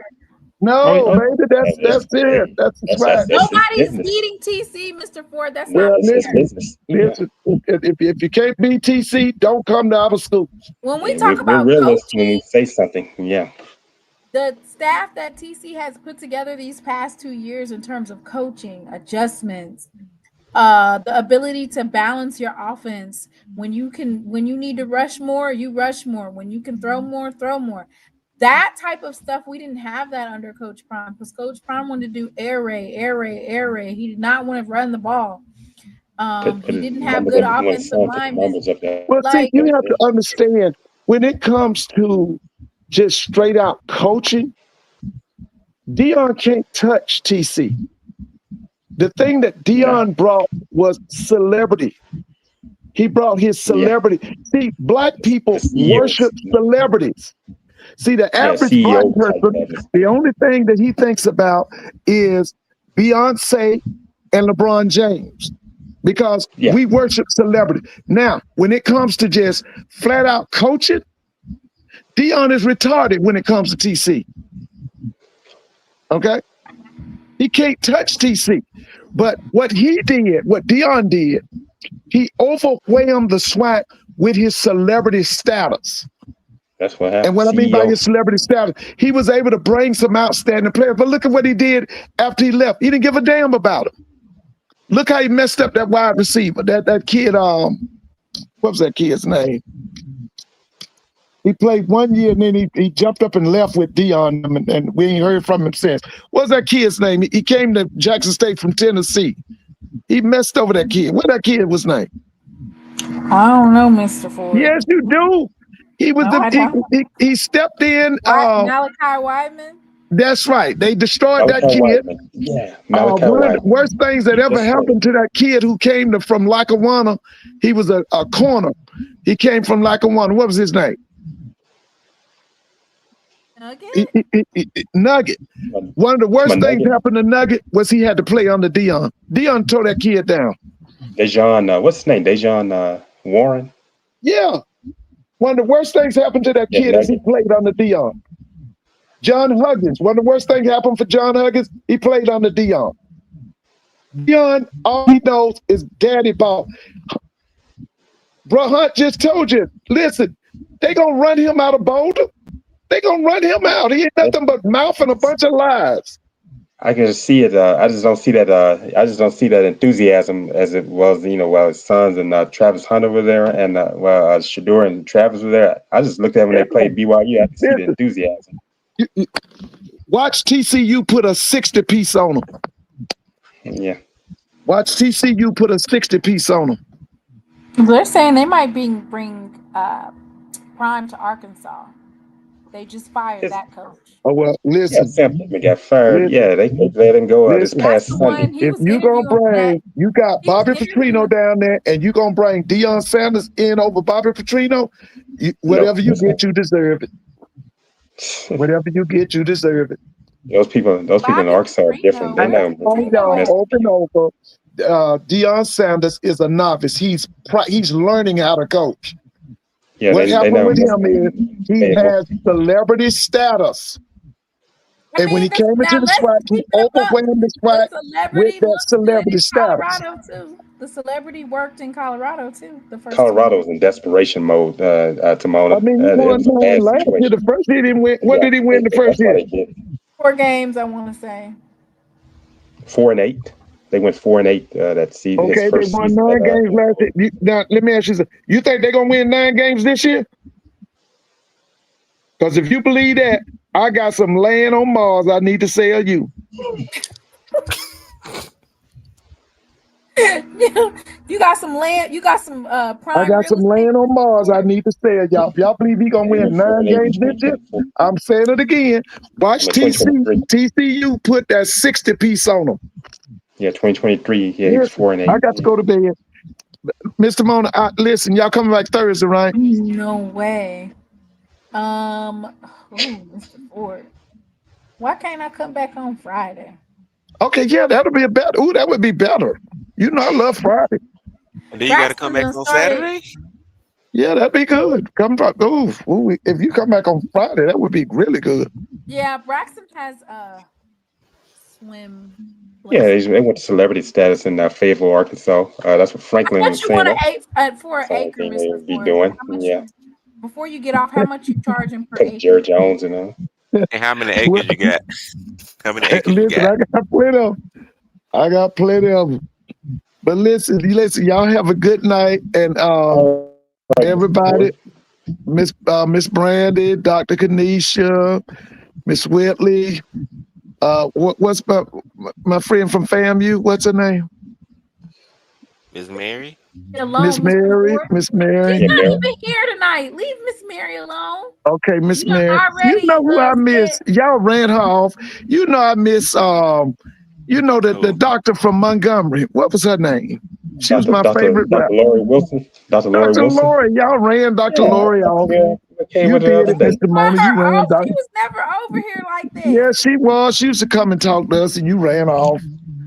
But anyway, I was crazy about Miss Lori. Yeah, listen, y'all have a good night. Y'all have a good night. Yeah, you ran off. Okay, y'all have a good night. Not just all right. Not you just take care of Mr. Off, Mr. Ford. That's crazy. Yes, Mr. Ford is messy. Talking about I ran her off. I didn't run her off. She went with her buddy, Mr. Bundles. Mr. Ford is messy. Okay, messy.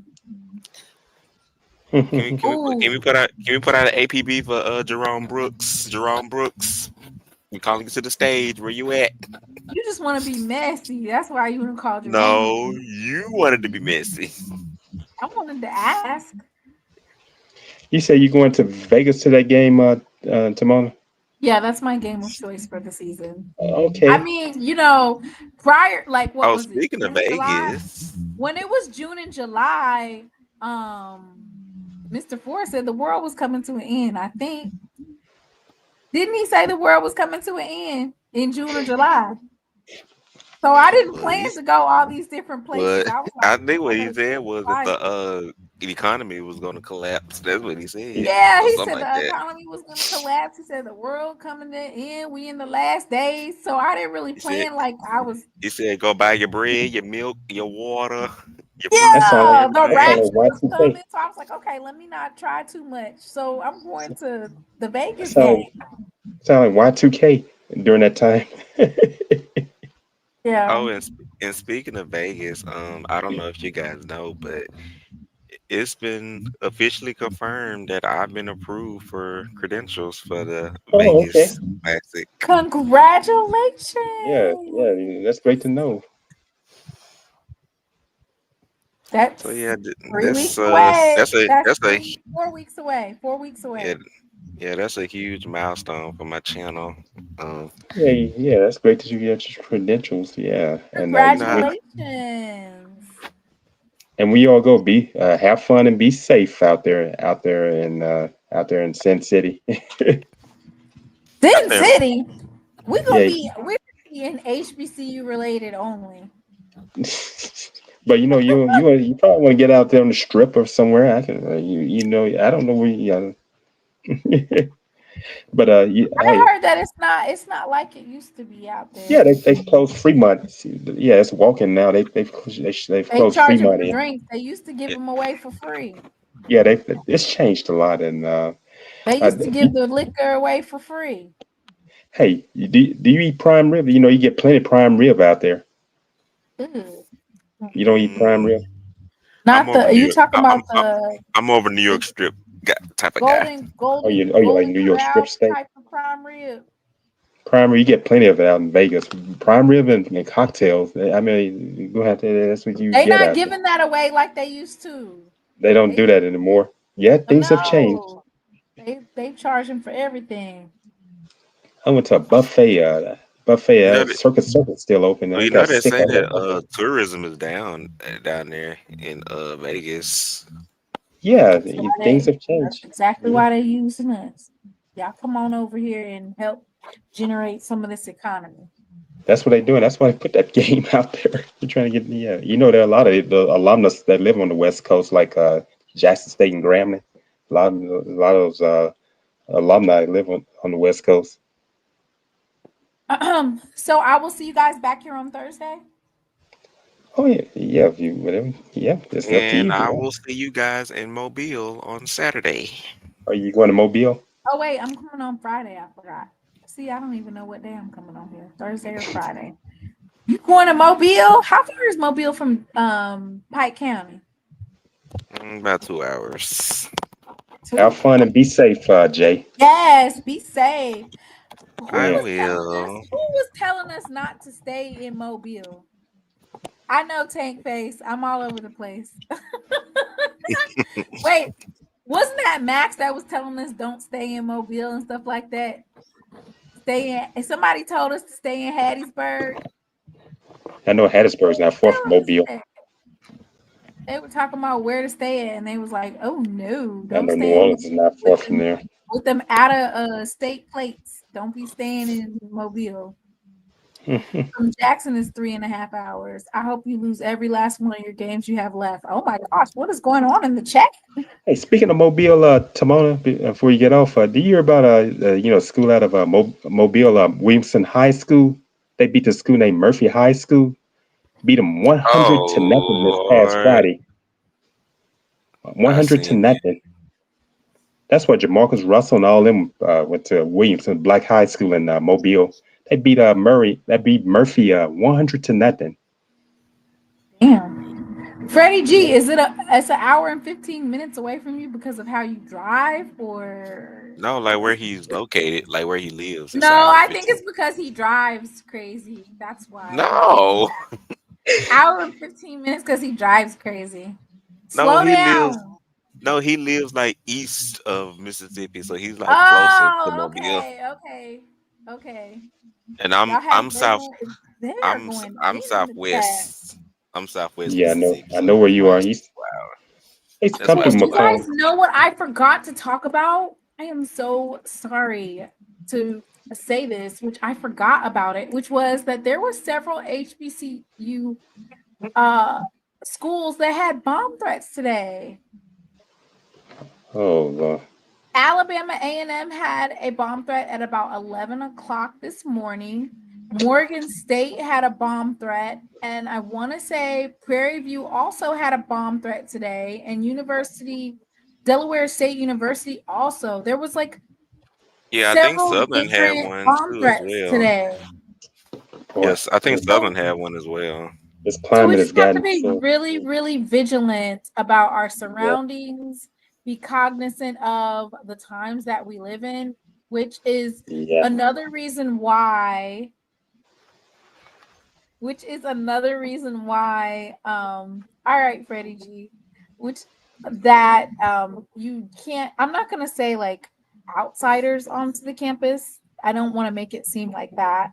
But just, if it's not it's not a student that's regularly on campus and they look suspicious, speak up and say something.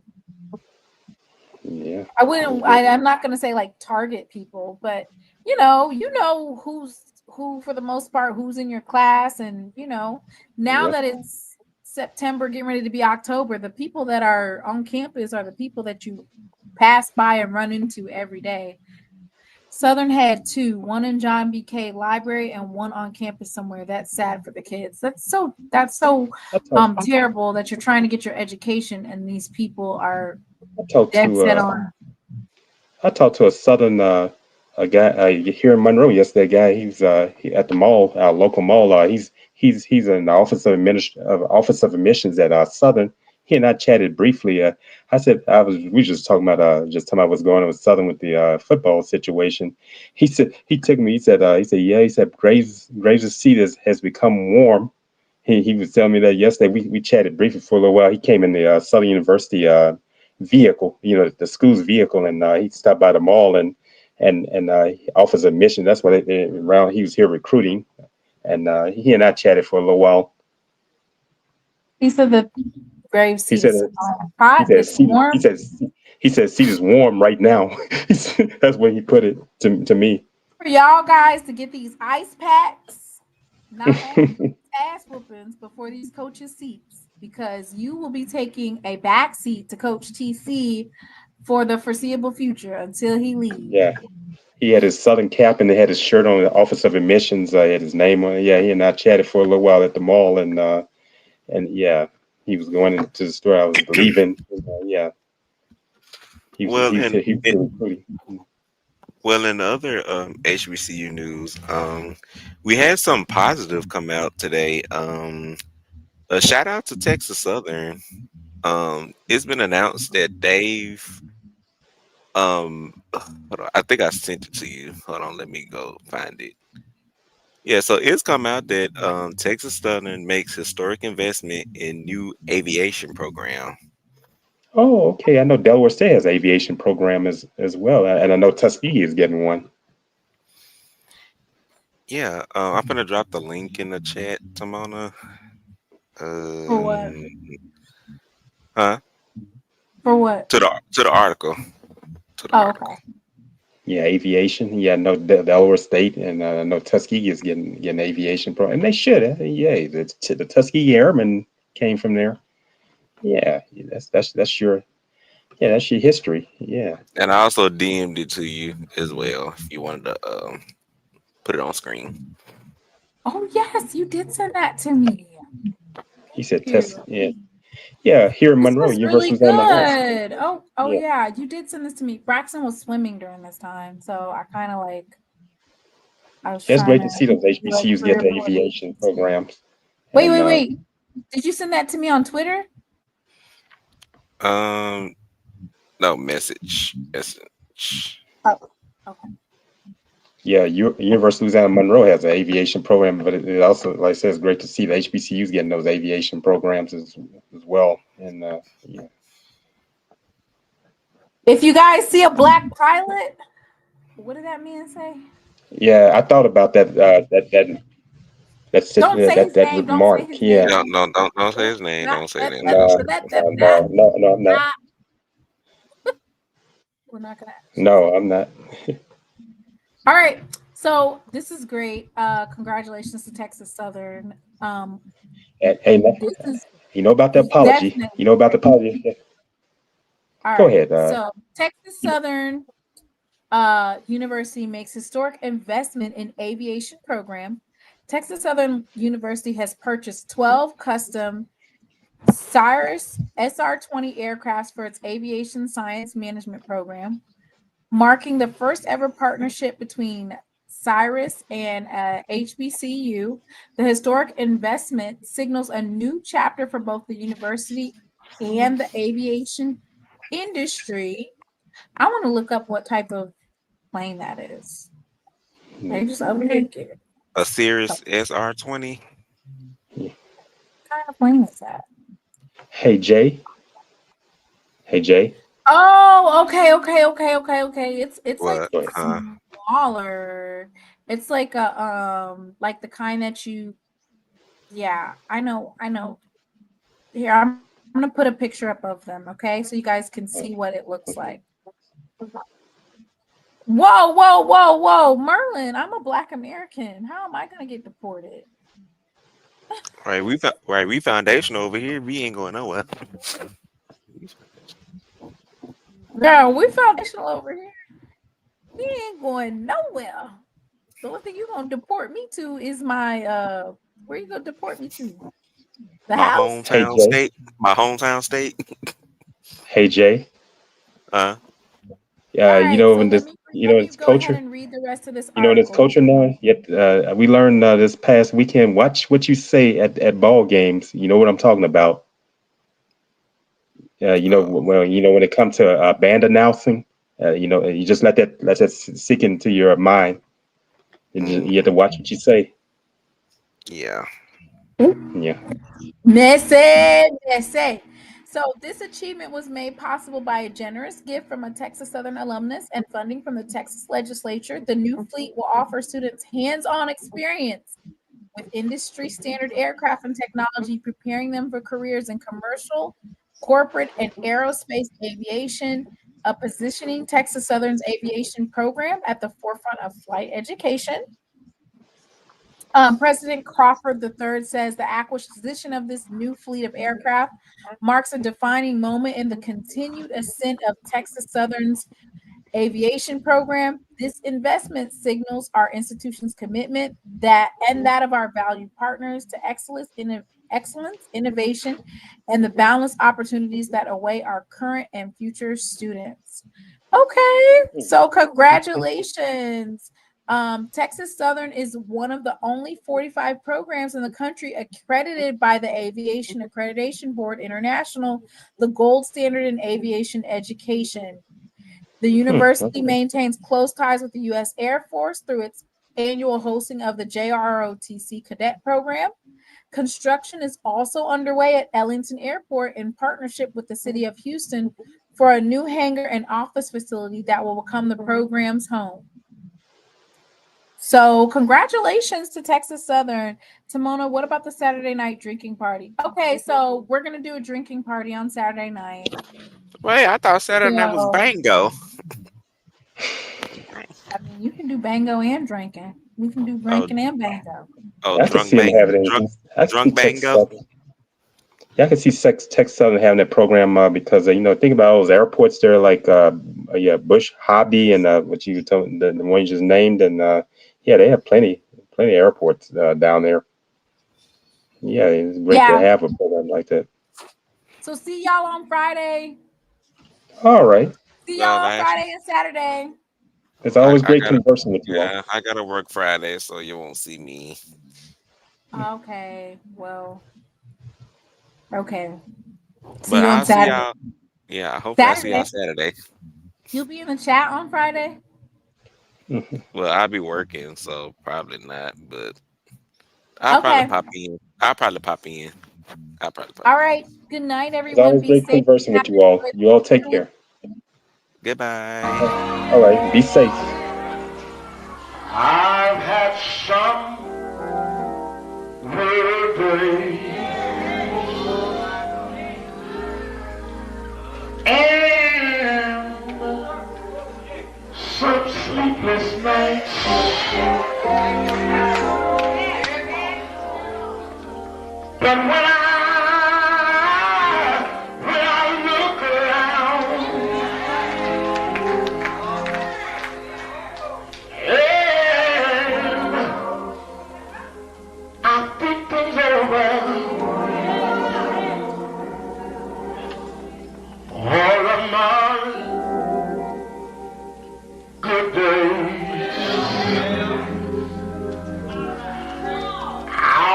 my bad days. I look up there. The clouds hang low.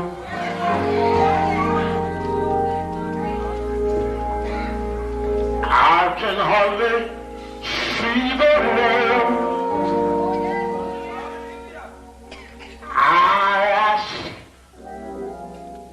the question, Lord. Lord, why so this day? But He knows what's best for me.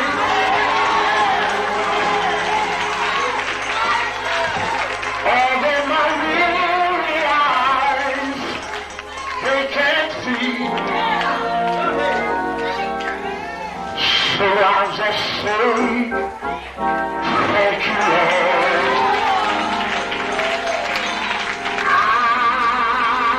I won't complain.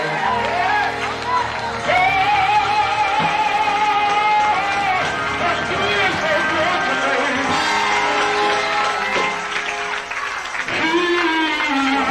He's been good to me. More than this world I could ever be. He's been so good.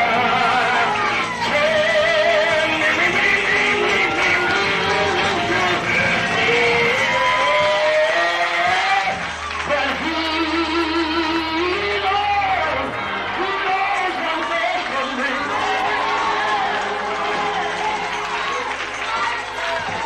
Although my weary eyes, they can't see.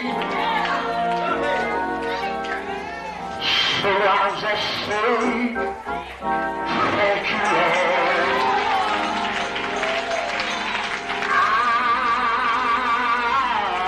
I won't complain.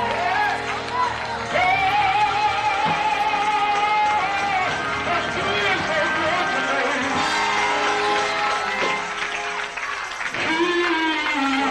He's been good to me.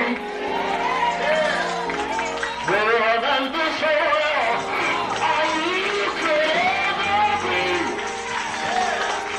He's been so good.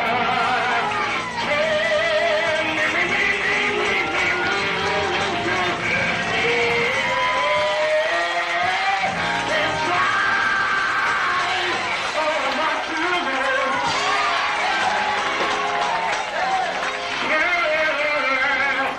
My midnight went to bed. So I just say thank you, Lord. I've been loud, thank you, Lord. I've been talked about, thank you, Lord. I've been misunderstood, but thank you, Lord. I want